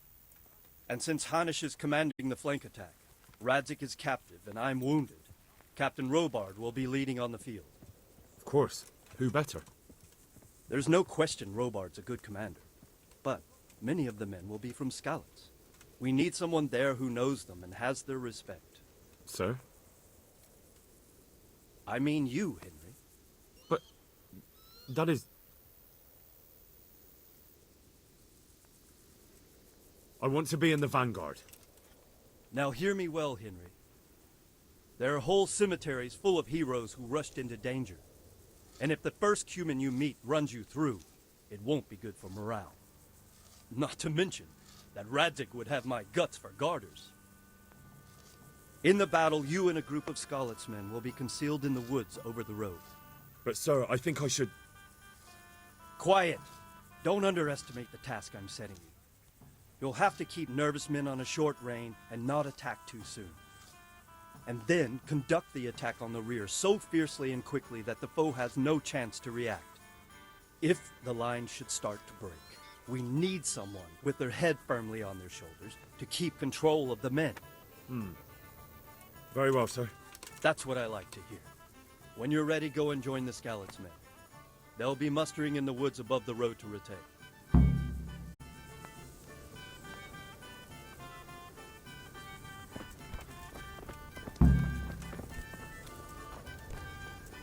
If you thought you'd be spending the whole speed sitting on your arms, playing dice, and swilling ale, you were sadly mistaken. Havel Medic is bearing down on us And if there's one thing we pride ourselves on in Talmberg, is that we defend the honor of our goats.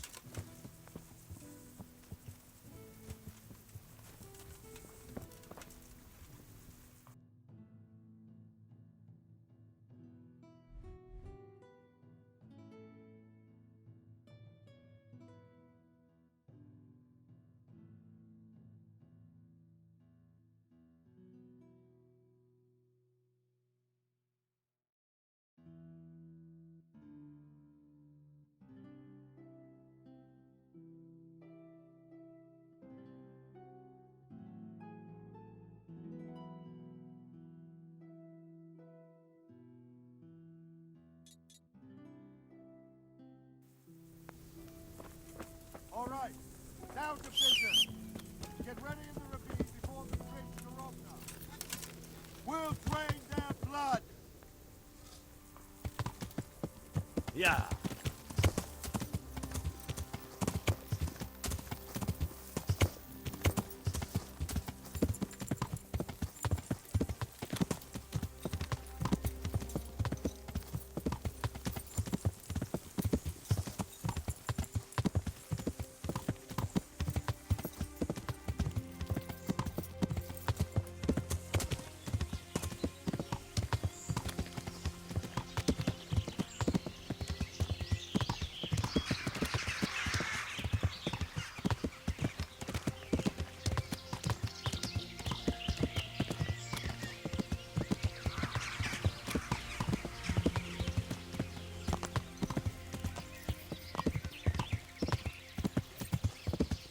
Yeah.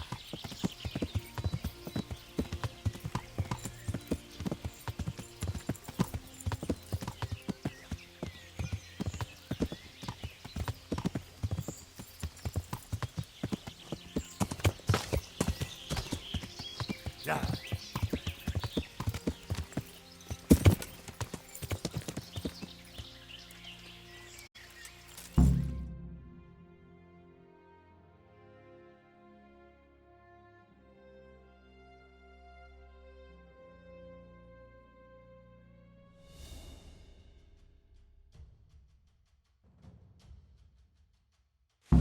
Ho! Ho!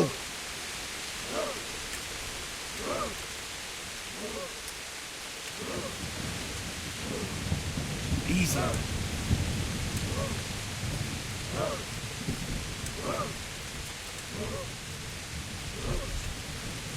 Not yet.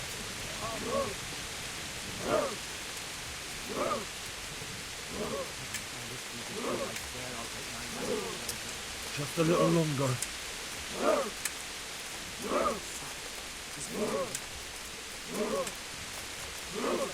Easy.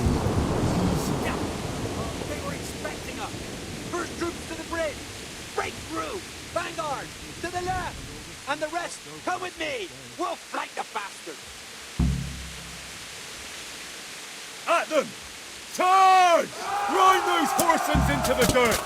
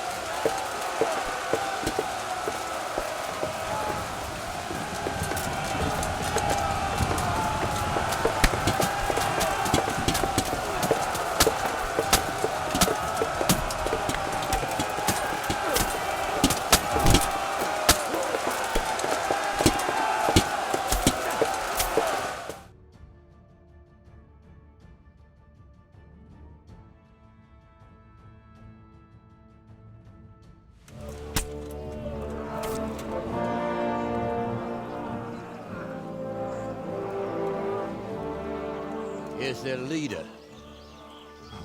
What? This boy? You should show a little more respect, Divish. You'll need it when you kneel before Istvan. Oh, now the pup shows his teeth. Istvan, you say?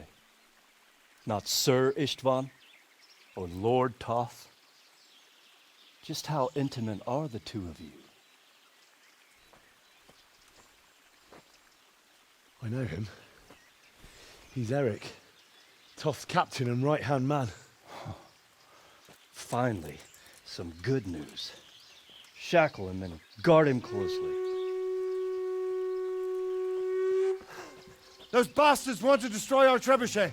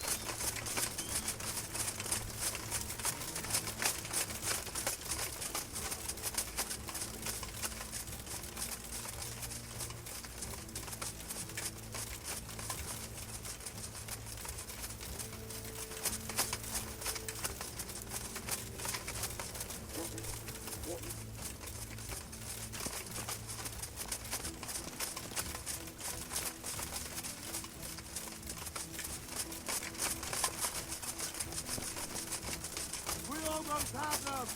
Finish them off!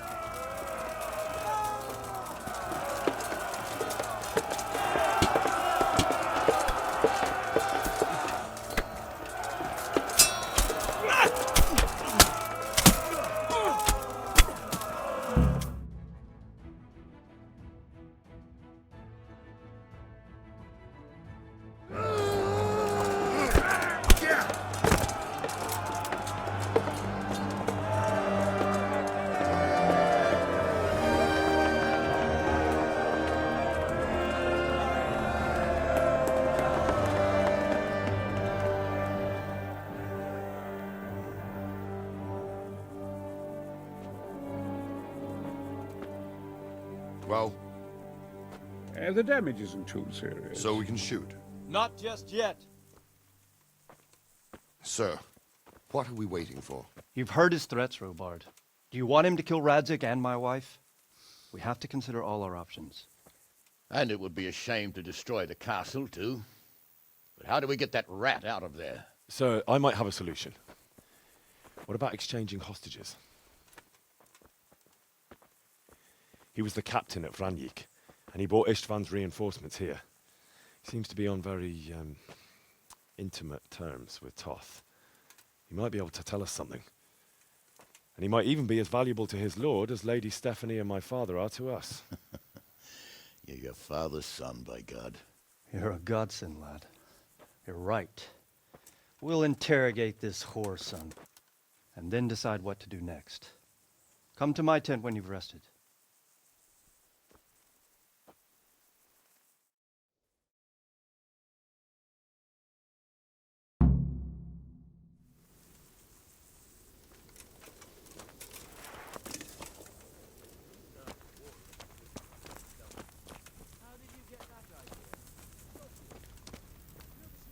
Start talking, or make your peace with God. Do your worst. God bless you. What troubles you? Take care now.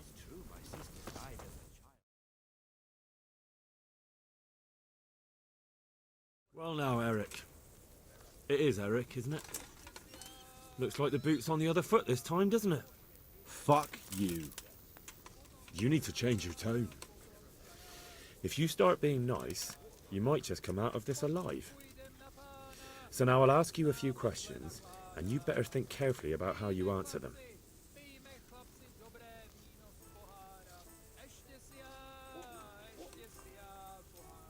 How many men does he have in the castle? How should I know? There were nearly 70 of us at the beginning, but there's probably not even half left. But that's still more than there ever were in that castle. More than enough to defend it.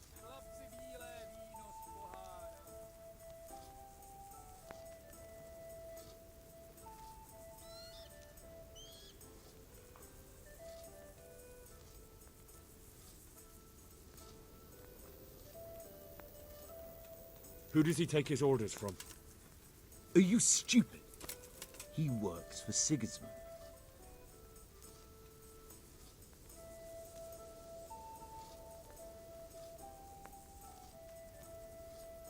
What is he after? Are you really that clueless? To destroy Wenceslas's allies. You. Who is this Toth? He's an orphan, same as me. The Turks killed his parents, so he started killing Turks. Sigismund needed men like that, so Istvan ended up in his service.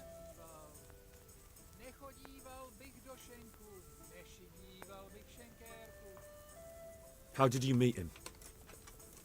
What's that got to do with anything? Listen to me. Toth has hostages in the castle, and we have you. So, how about an exchange? Do you take him for a fool? Do you really think he'd give up the only thing he has that stops you from attacking? He'll never accept an exchange. You better pray he will, for your own sake. Because once we attack, you'll be worthless to us. And what do you suppose will happen to a worthless bandit? I won't waste any more time on you. You could have saved yourself, but apparently you value your master's skin more than your own. I don't need to save myself. Istvan will save me. And he'll kill every last one of you. Why should he save you? He'll sacrifice you, just like everyone in Vranyik and Pribislavis. You're nothing but a common bandit. You don't know anything. He'll come for me, and anyone who lays a finger on me will pay dearly. Now I'm curious. Why would he care that much about you? Could it be your lovers? You never understand. For a while there, I thought we'd get nothing out of him. But in the end, he spilled his guts. I thought you were much too easy on him. But it seems your approach was the right one. Well done, lad. Anyway, it's clear that young fellow is no ordinary brigand. And he believes Toth cares about him. We'll just have to see if the bastard cares as much about him as Divish does about his wife and you about your father.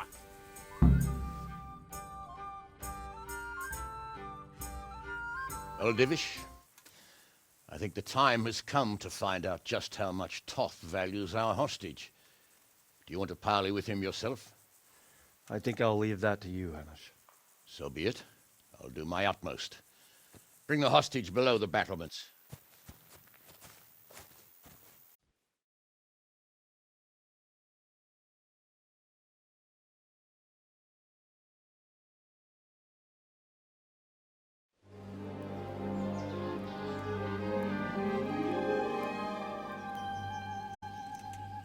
Sir Istvan!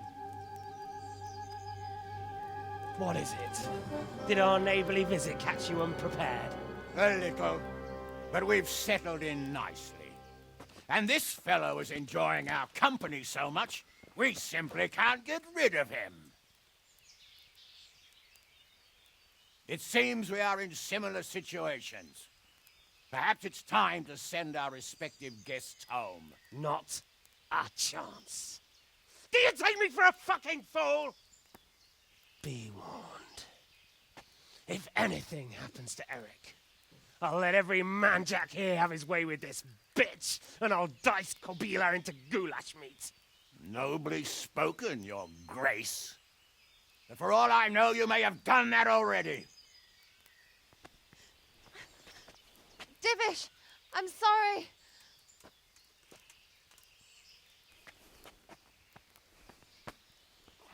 Greetings, friends. Fear not, Lord Toth is treating us like royalty. They're unharmed, as you can see. But don't try any tricks, or they won't be for long, Hanush.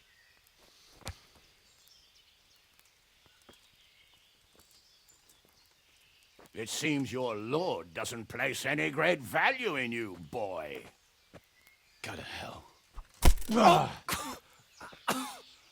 I'm sorry. It looks like it's not going to be that easy. Well, at least we know they're alive.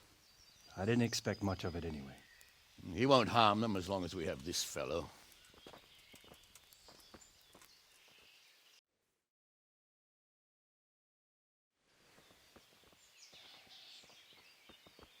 Well, friends, what do you suggest? I'd say we have no choice but to attack. It's a great risk, Robard, with Stephanie and Radzig inside. I know how you feel, sir, but Toth is no fool. They are his last safeguard. He will do nothing to harm them until he is sure of victory. Would you be saying that if it were your wife inside? Or your father? Well, let me point out that we have no choice anyway. We don't have enough supplies to keep men here for weeks, while gangs of brigands and Sigismund's army roam the countryside. Toth won't agree to an exchange, and even if he did, we'd have to let him go.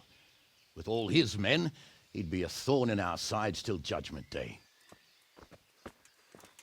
Sir, a message has arrived. Oh, what is it? Margrave Jobst is approaching with his retinue and wants to speak with you. Jobst, you say? All right. What is he doing here? Who's Jobst? Jobst of Luxembourg is cousin to King Wenceslaus and Sigismund. He's the Margrave of Moravia. Only a year ago, he was collaborating with Sigismund and the League of Lords. He betrayed King Wenceslas and his ally Prokop. Now, he's changed sides, appointed himself the leader of the rebellion against Sigismund, and wants to liberate Wenceslas. Whichever way the wind blows. Nevertheless, it seems the decision is made for us. We don't want Jobst camping with us in front of our own castle like a band of gypsies. I'm afraid you're right, Hanish. All right. We'll let the men rest a while and then attack. Come to me when everything is ready.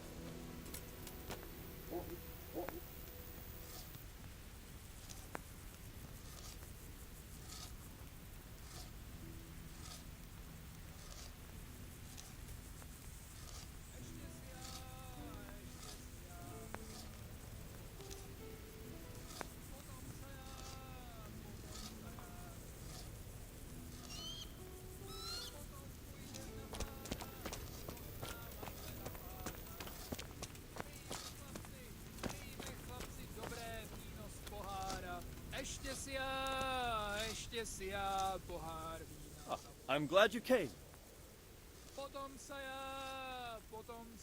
At your service, sir. I'm about to give the order to bombard Talmberg.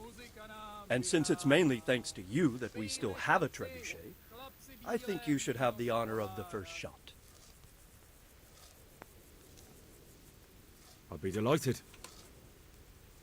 To smash my castle? I can't say I share your enthusiasm. Sorry, sir. I didn't mean it like that. There's nothing to it. The men will load the trebuchet. All you have to do is pull the lever. Well, I suppose I could manage that. Then we'll bombard Talmberg for several days. Sir Robard will explain what comes next. See you later.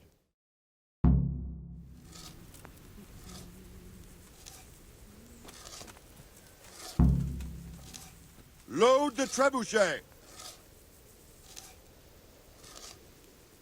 Good day to you.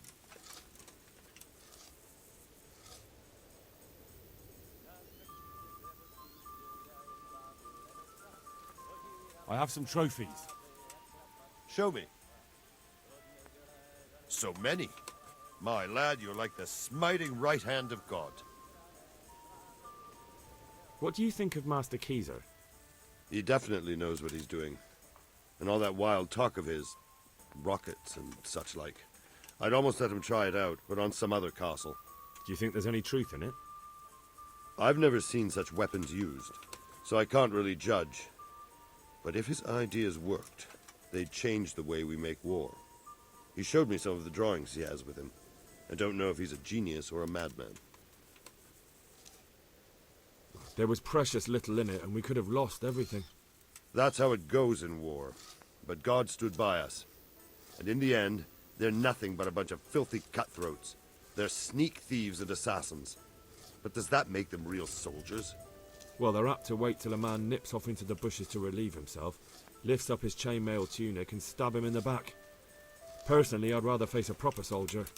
Because you know just who you're up against. That's probably why Toth is giving us such a hard time. May the Lord watch over you.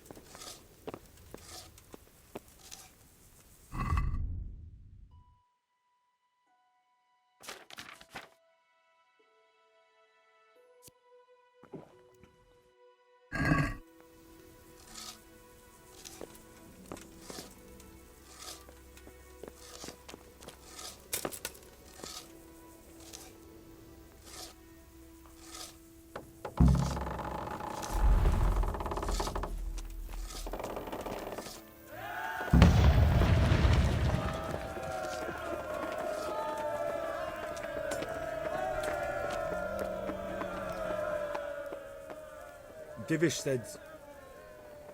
Sir Divish.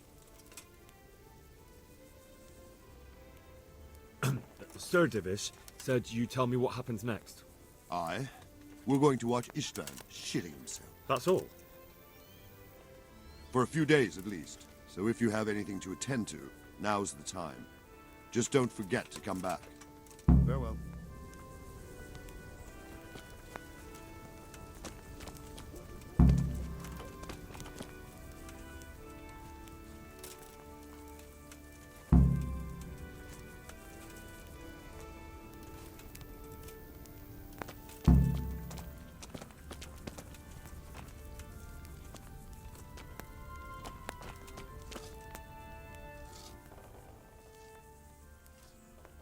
I'm here. Can't you see we're still bombarding? You came too soon. Is something the matter? A few of them have taken to their heels. If they stop in Kutenberg, I'll be glad enough. But I fear they may have other plans. If those were the best of Istvan's men, they could be lurking in the woods. They'll probably wait to attack us at the worst possible moment. My fear exactly.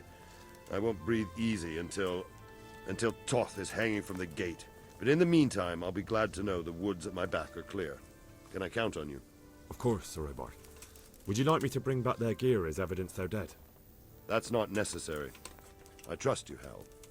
You don't even have to do the killing, just let me know where you find them and that'll be that. There's no need for you to get hurt in the process.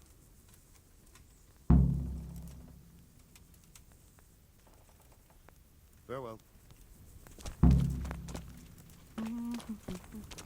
Sir.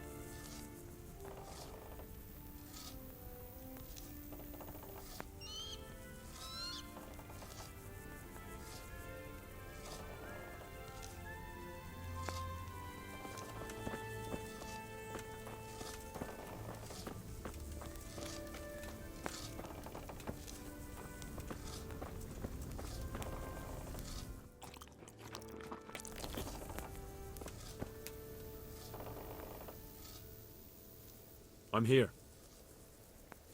Can't you see we're still bombarding? You came too soon.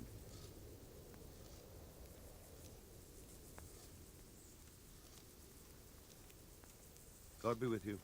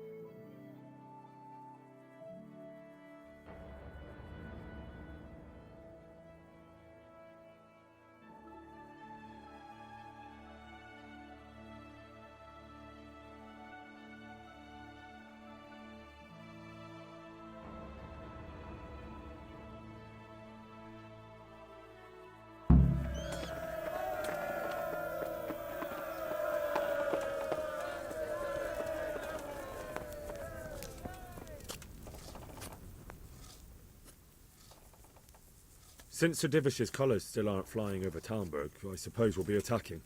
Just so. That Istvan's a stubborn bastard. All right. When do we start? There's no reason to wait. Are you really ready? If you need to rest or anything, we can still wait. You won't have another chance until we've won the day. Or until your final rest. I'm ready. Glad to hear it. We're going to attack on two fronts. The north gate and the west wall, which will scale with ladders. The attack will be split into different stages. Taking the outer walls, the inner bailey, and finally the core of the castle and the tower.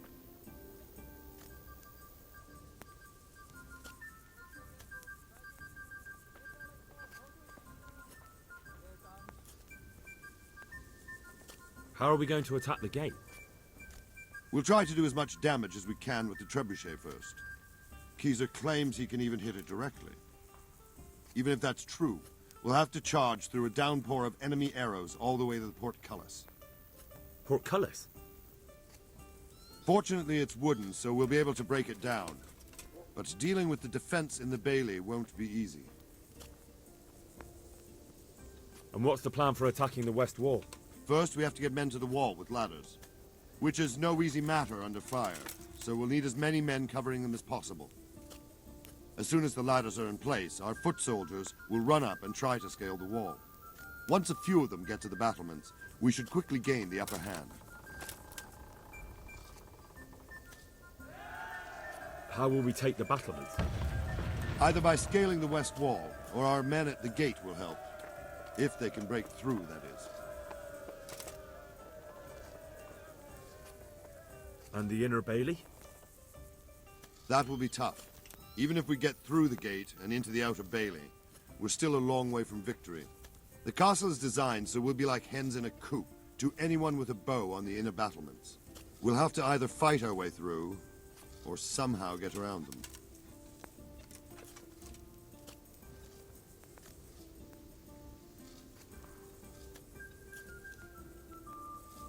What about the living quarters? There, I'm worried most about the hostages.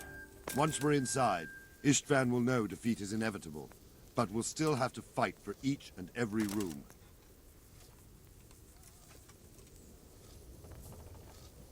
I think I've heard everything I need to know. Do you want to join the attack on the walls or on the gate? Remember, many of the Skalitz men will follow you. It could make a big difference. I'll help with the attack on the walls. I'm proud of you, Henry. You've changed from an insolent pup into a tough, reliable fighter. And as God is my witness, we will kick those whoresons' arses. A village lad and an old soldier. This van must be shaking in his boots. If he's not shaking, then he doesn't know what he's got coming. Just one last thing, though. No matter how good the plan is, something always gets fucked up. Keep your eyes open and take advantage of every chance. Help your comrades and don't go rushing in where you're outnumbered. We have to take the castle gradually, one position after another. I'll remember that. Good luck to you, stripling. Good luck to you, old soldier. Goodbye.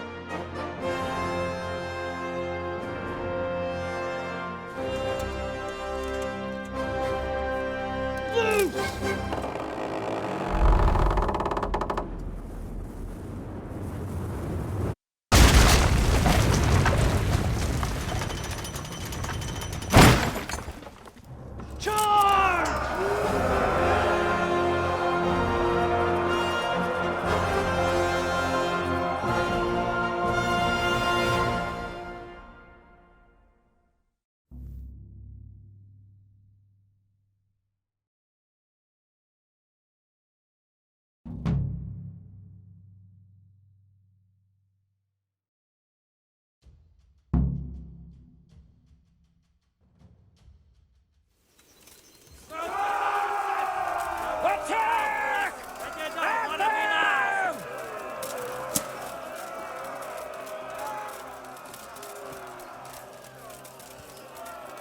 Shield, for fuck's sake! Cover yourselves!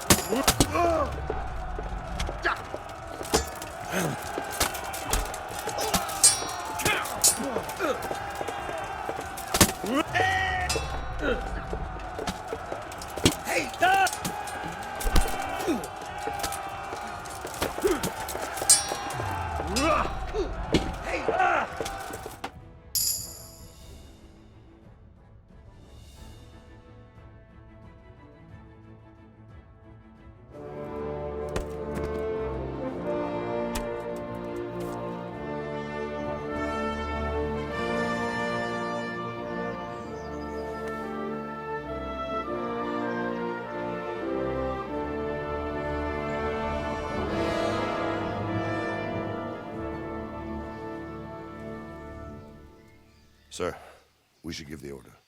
Let's see if Istvan Toth can worm his way out of this one. Don't tempt fate, Hanush. Istvan! It's over!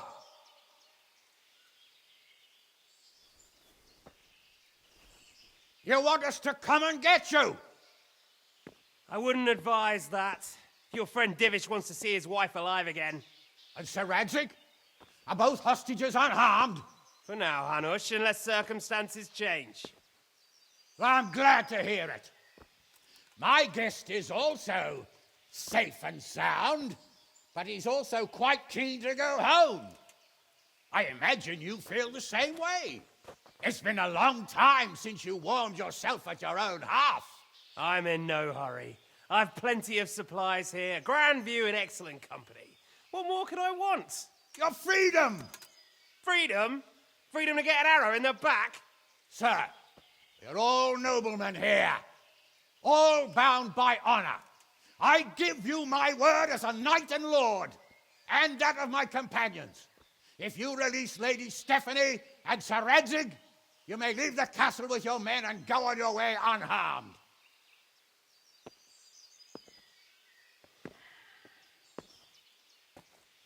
And just how far will we get? What good will it do me if your men attack us in the woods instead of here? If you give me your word of honor that you will leave and never return, I promise you safe passage to the boundary of this fiefdom. What happens after that is up to you and the will of God Almighty. Very well then, but I want a small safeguard. I'll give you her ladyship, but Radzig comes with me. I'll release him in Skalitz. Out of the question! Is our word not good enough for you? Is mine not good enough for you? I swear I'll release him when I get to a safe distance. I'll go with him, Hanush. Let the Lady Stephanie have her freedom now. Father! Don't worry, son. I trust Lord Toth's self-interest more than his word. He wouldn't be fool enough to harm me. If you're certain, Radzig. Prepare horses and supplies, and tell your men to pull back. We'll come down. You heard him. Get to work. And any man who breaks this truce answers to me. So, are you really going to let them go?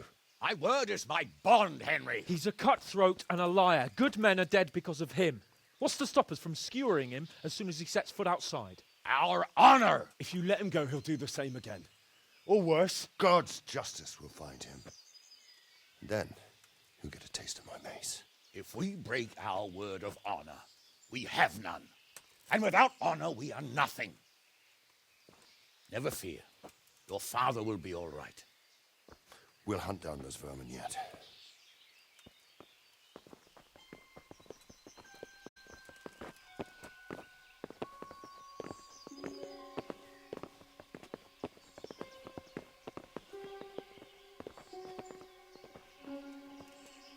Bring the horses.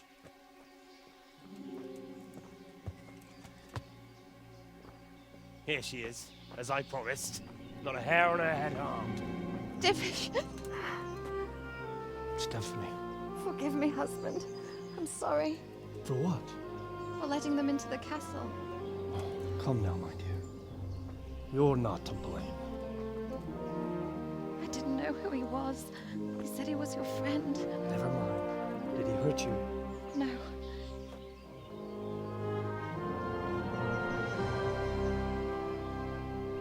A hope your word can be trusted.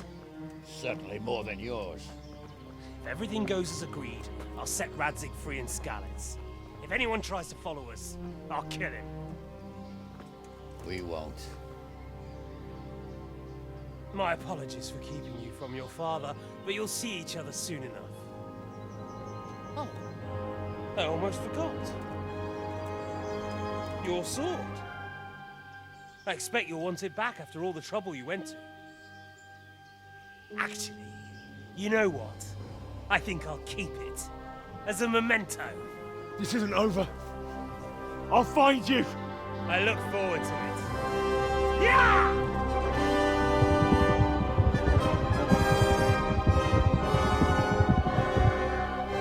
Quick! To the battlements! We have to see which way they go! Oh, they really are heading for Skalitz. Mount up, Henry. You've heard what he'll do if we follow them. We're not going to follow them. We just have to collect your father. Or do you want him to walk back here when they release him?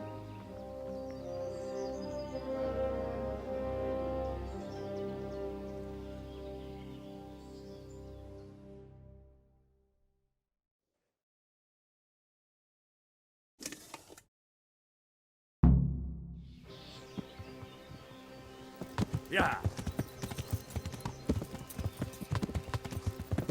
The way you found Yeah. sneaking into Brannick.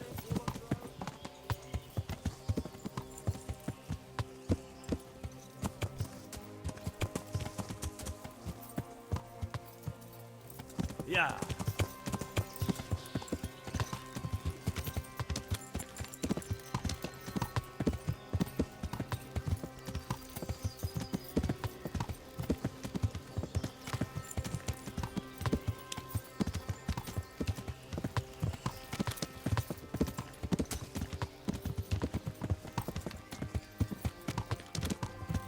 What should I say to Yeah. him?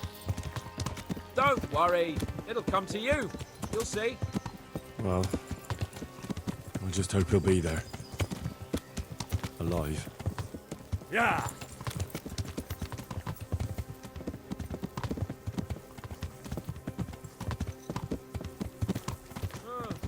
What do you think? Will Toth keep his word? He's a noble, right? Yes. So am I. So Radzig will be there. Yeah.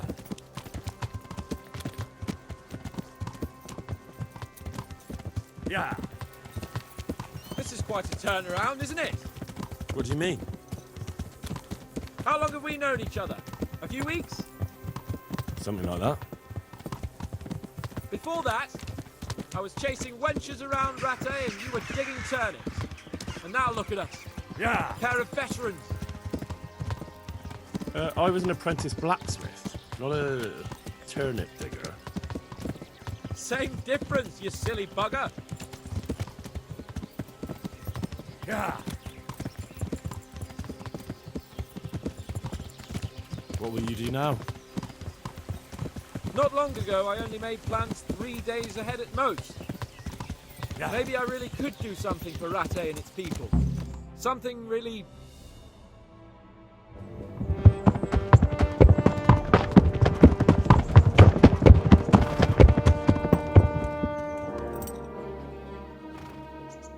There's no sign of them. Move on.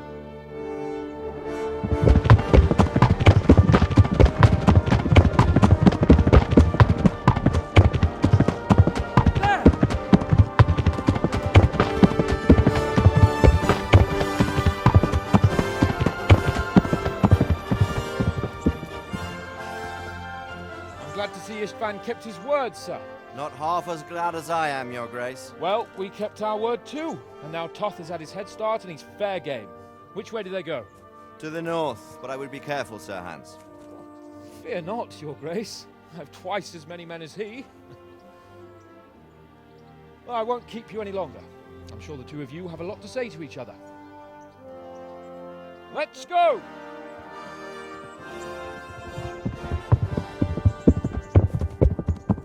All right, Father? I am. They treated me quite decently. Although they did steal my horse, so I'll have to go back on foot.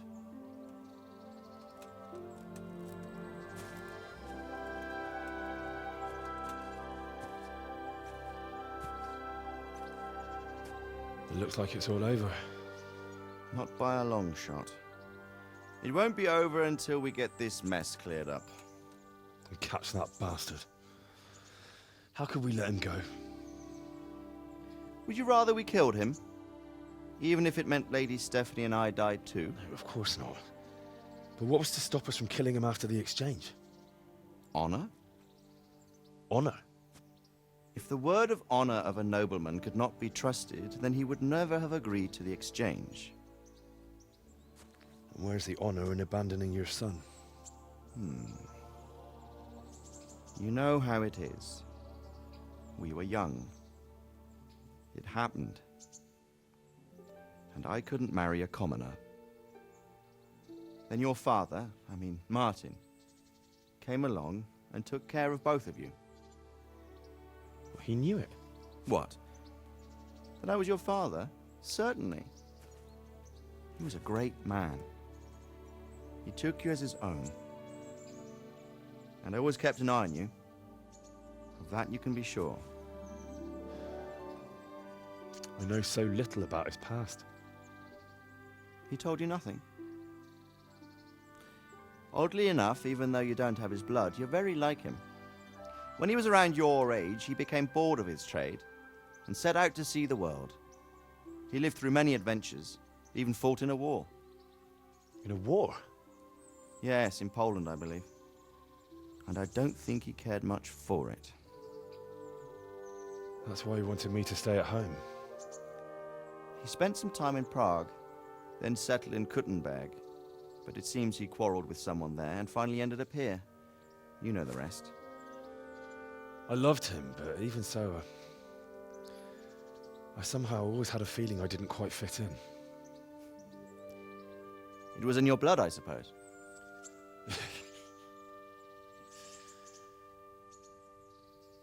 I lost the one thing I had left from him. Your sword. Ah, the sword. It's not my sword. It's yours. For a moment there, it was so near, yet so far. Oh, well, it can't be helped. It was almost within my grasp, but just then I had something else on my mind. Well, I think we may yet have a chance to get it back. This business with Toth is not yet over, unfortunately. That's a chance I'd welcome. Not just to get the sword, but that bastard Istvan too. And then I'll find that German whoreson who torched Skalitz, and I'll slay him with it. I'll never forget his face. Or his name. Markwart von Aulitz. Those are noble intentions, son. But don't forget there are other things in this world that are worth living for. Like what? Look around you. Blue skies overhead, green grass underfoot, beautiful girls. Good wine, a few good friends, and a fine steed under your backside. Those are things worth living for. Though I can't deny that swine who killed your mother must pay for what he did. But it's better not to dwell too much on that at the cost of those other things. On the subject of steeds, I think we'll have to ride like the Knights Templar. How's that? 2 up. One day I'll tell you how they got their seal. You can take the front.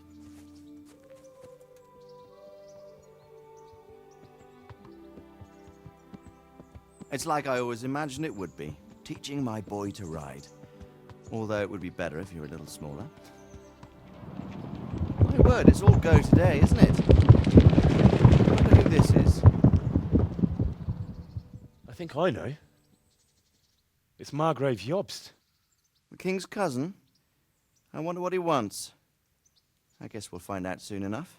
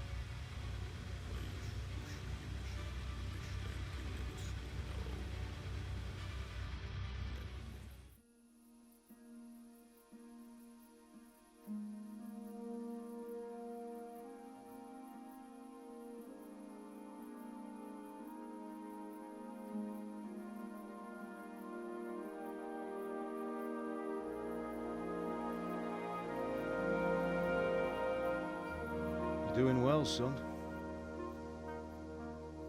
Father. Come now. You know who sired you. That doesn't matter now.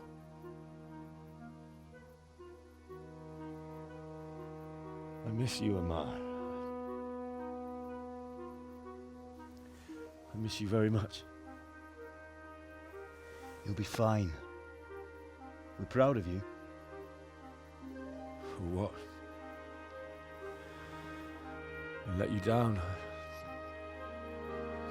I lost the sword. I let that bastard get away. Don't be so hard on yourself. There was nothing you could have done to save us. And someone has to live and carry the torch. As for the sword, it's just a thing. You didn't want me fighting. Now look at me. Standing up to evil isn't the same as sowing its seeds. You did what was right.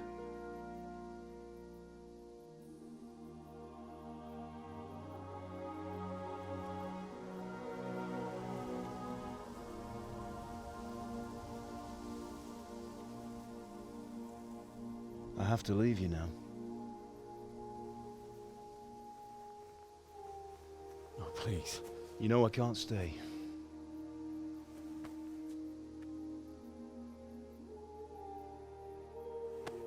Will I ever see you again? God knows.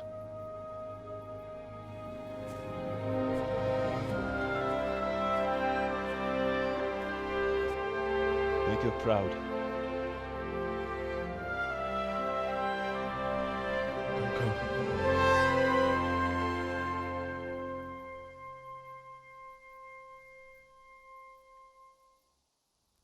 Don't go. Oh, don't go. No. What on earth were you dreaming about? I couldn't wake you, and it's well past dawn. Sir Radzig wants you at the upper castle. The lords are in council with Jobst. Right. I'll go straight away.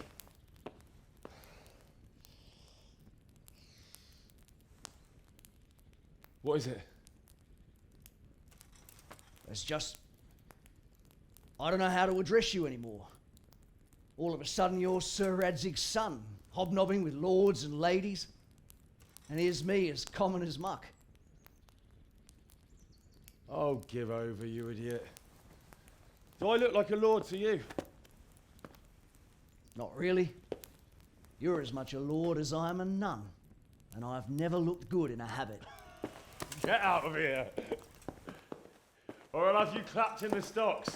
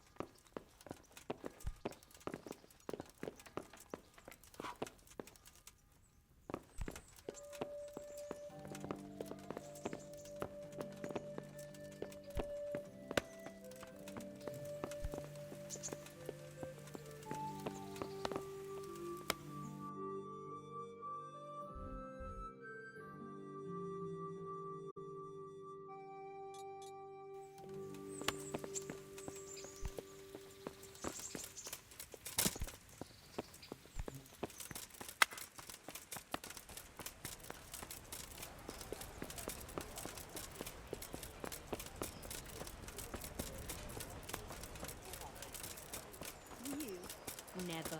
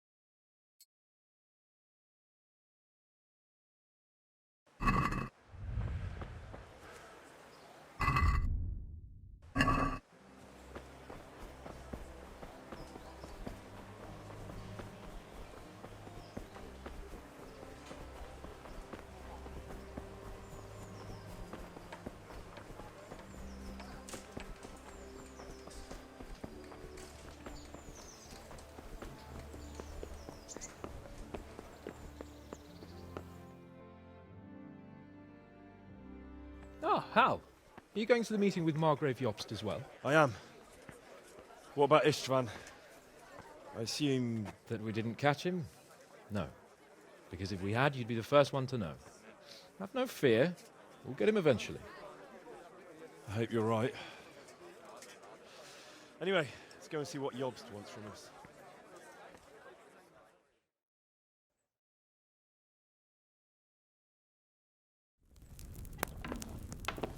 My lords, Christ's blessings on you all. And on you, Lord Capon. And this is my son, Henry. I didn't know you had a son, Sir Redzig. It came as a bit of a surprise to young Henry, too. This gentleman here is John II of Liechtenstein, a member of my council. I'm honored, gentlemen. Come join us. Margrave Jobst was just about to tell us the reason for his visit. Your Grace? I'm sure we're all agreed, Your Graces, that all this unrest must come to an end. This kingdom needs a king. Question is, which king? My cousin, Wenceslas IV, who is being held in captivity. I have to confess, my lord, that your answer surprises me a little. If I'm correctly informed, until recently you sided with your other cousin, Sigismund. That I cannot deny, and I have always stated my position plainly. But times have changed. How have they changed, Your Grace? Sir, there is one thing on which we undoubtedly concur. That King Wenceslas, unfortunately, did not inherit his father's gift for governing. Sadly, his failures have cost Bohemia, the nobles, and our whole Luxembourg family a great deal of money and effort. How did the king let it go so far, damn it? It's in his temperament. He cares only for wine, women, and the hunt.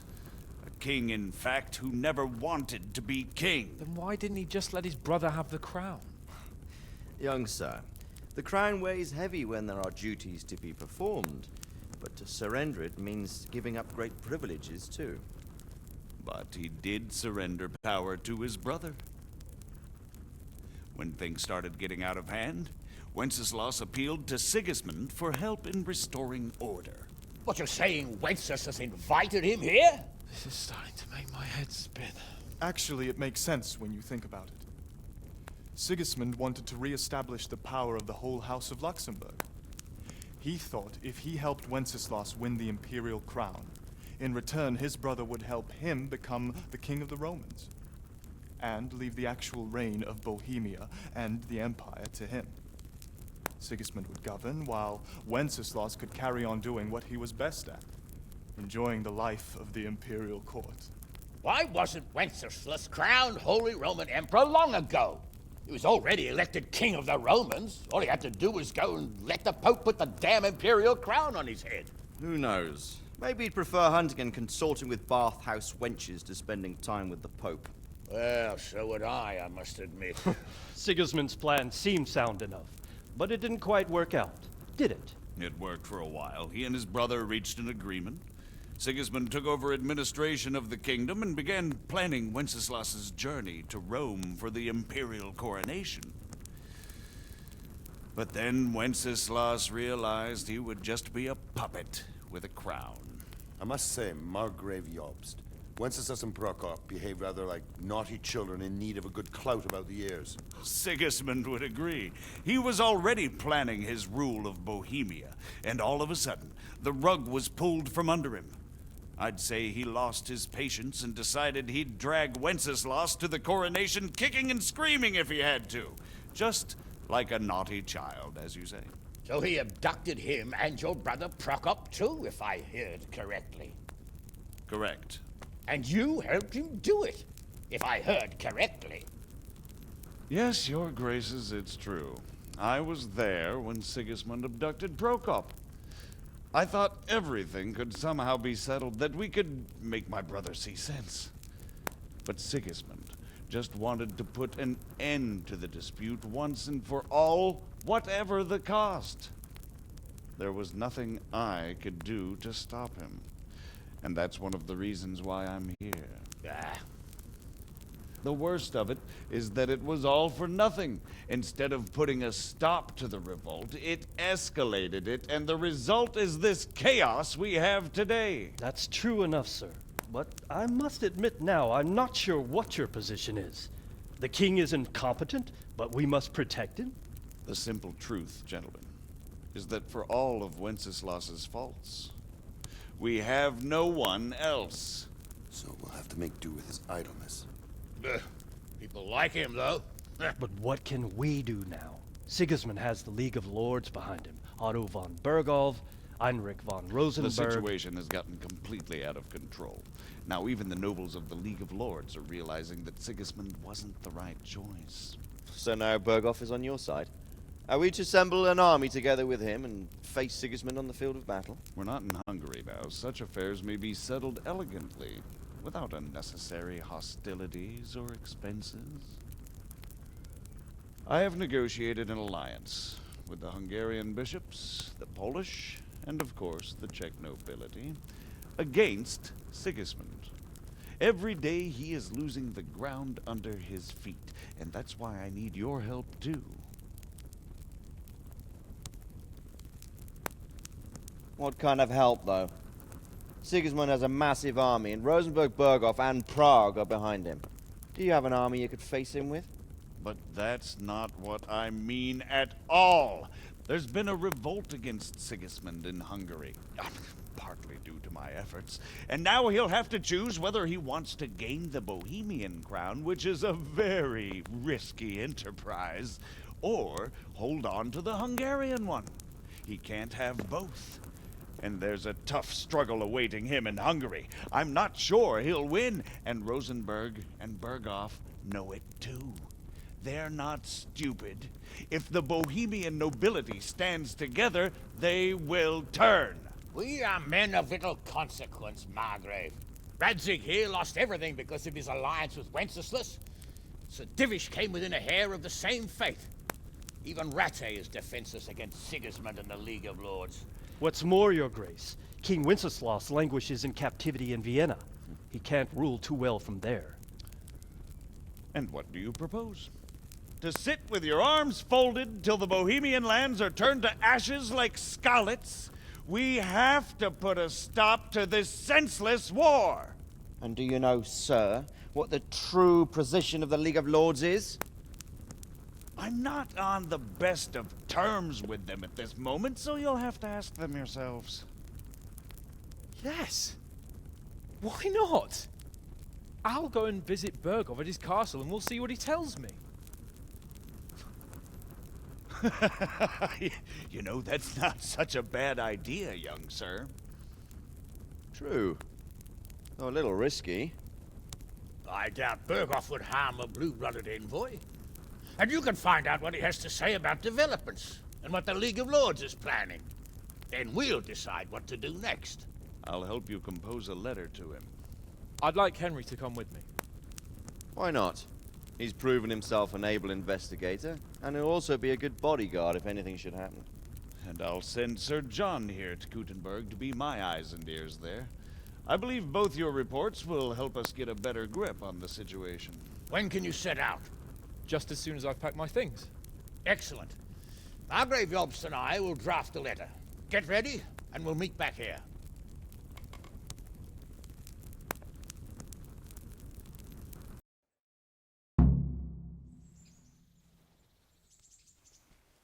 I expect it would be best to write it in your name as Lord of Lipa.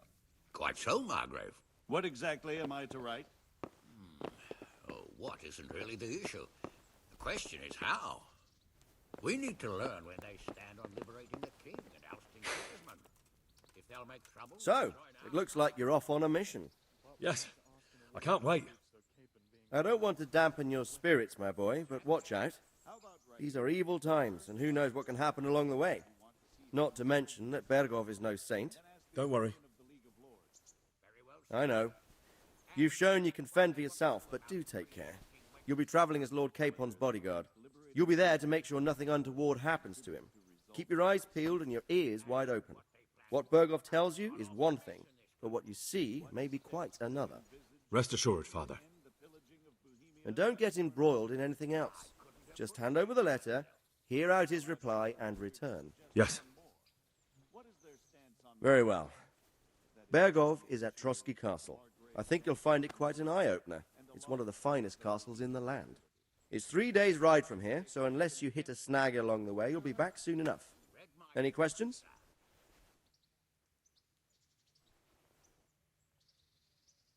I'm getting a bit lost in the Luxembourg lineage. It all seems a bit too tangled. The Luxembourgs have ruled the Empire and Bohemia for almost 100 years now. Emperor Charles brought this land to prominence. When he was in power, things had never been so good.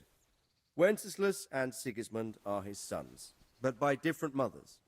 Jobst and Prokop are their cousins. They were entrusted with governing Moravia.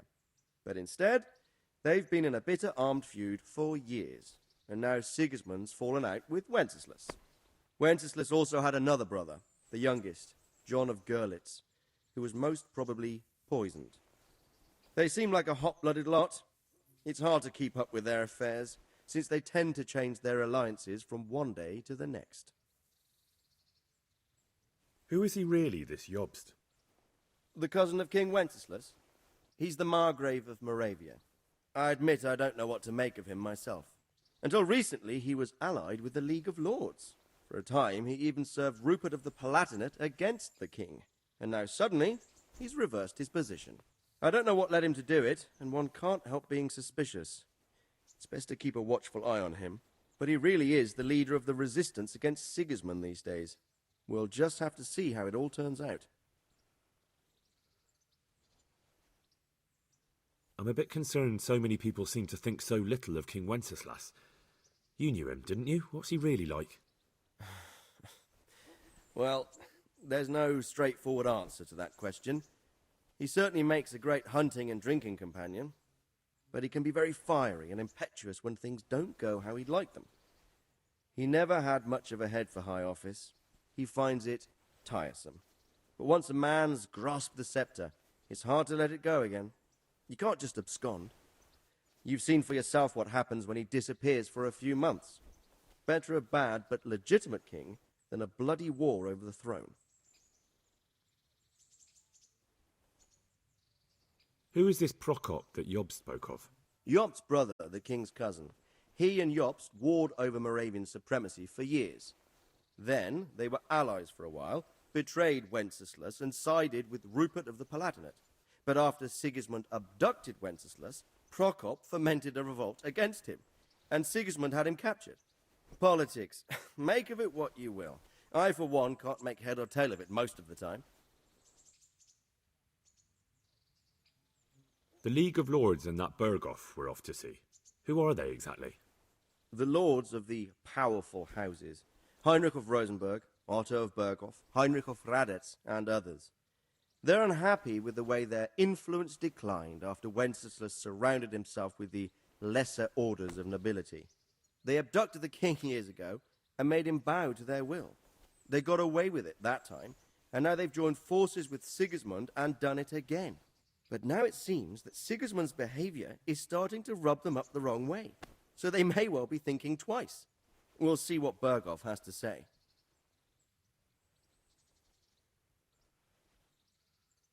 I don't know all that much about Sigismund. He's the king's younger brother and king of Hungary in his own right. 7 years ago, he led a crusade against the Turks and was defeated at Nicopolis. Some say it was due to the recklessness of the French knights, most of whom were mercilessly slaughtered. Sigismund is ambitious and capable.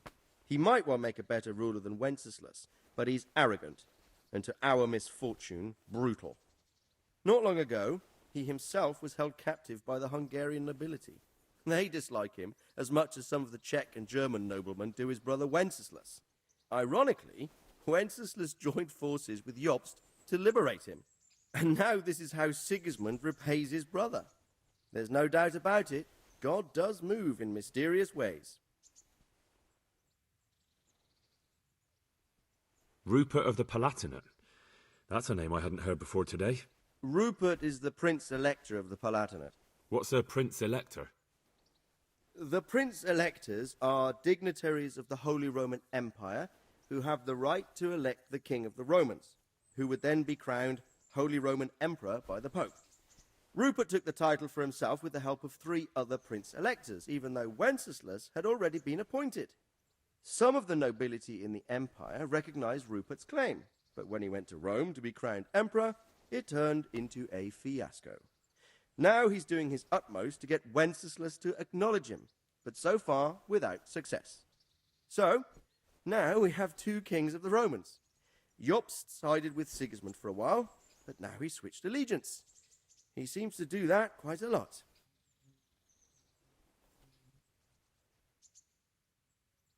That young man, Sir John of Liechtenstein. Why is he here? The Liechtensteins are a powerful Austrian family with estates in Austria and Moravia. Sir John sits on Jobst's council. Since the king's being held captive in Vienna, I suppose it makes sense to have a powerful Austrian house as allies. It could be very useful.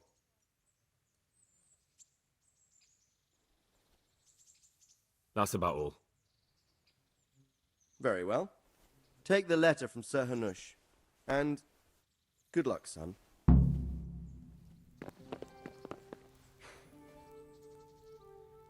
what do you think of it all, Sir Divish? I think I don't know what to think.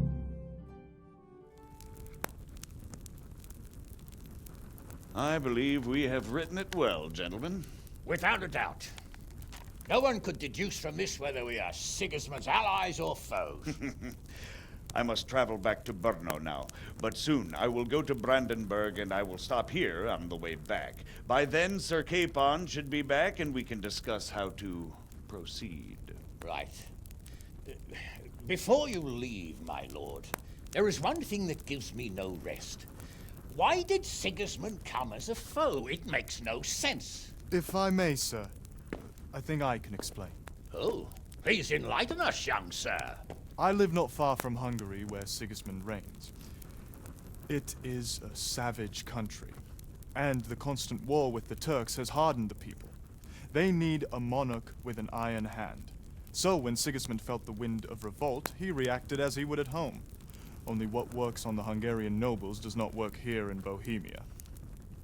Bringing order is one thing, but slaughtering and pillaging with a horde of barbarians quite another. What purpose does that serve? But Sigismund did give the Bohemian nobles a chance to take his side. It was only when they refused his ultimatum that he lost patience and took to the sword. As for the barbarians, he could afford nothing better. The Hungarian nobility would gain nothing from joining his campaign in Bohemia. He didn't have enough coin for a regular army, and so he recruited the Cumans. What he does not pay them, they make up for in plunder. But in the end, he didn't have enough to even satisfy the Cumans. That's why he raided Gutenberg and Skalitz. He wanted the silver. That makes sense. My lords, how's the letter coming along? It's done. Then we can be on our way. Now remember what we said, boy. All you have to do is deliver the letter, listen to the answer, and come back here. Don't provoke Berghoff in any way. Provoke? Me? Never, Uncle. We'll be back in a few days. Farewell, your graces. Come, Henry. My men are waiting. I wish you Godspeed.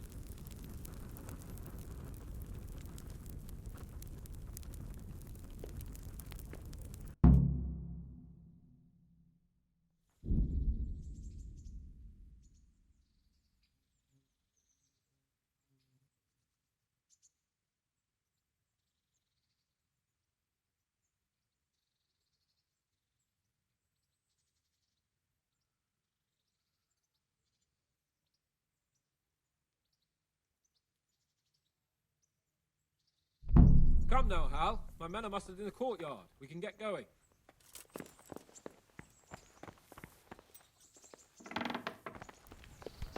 Hey.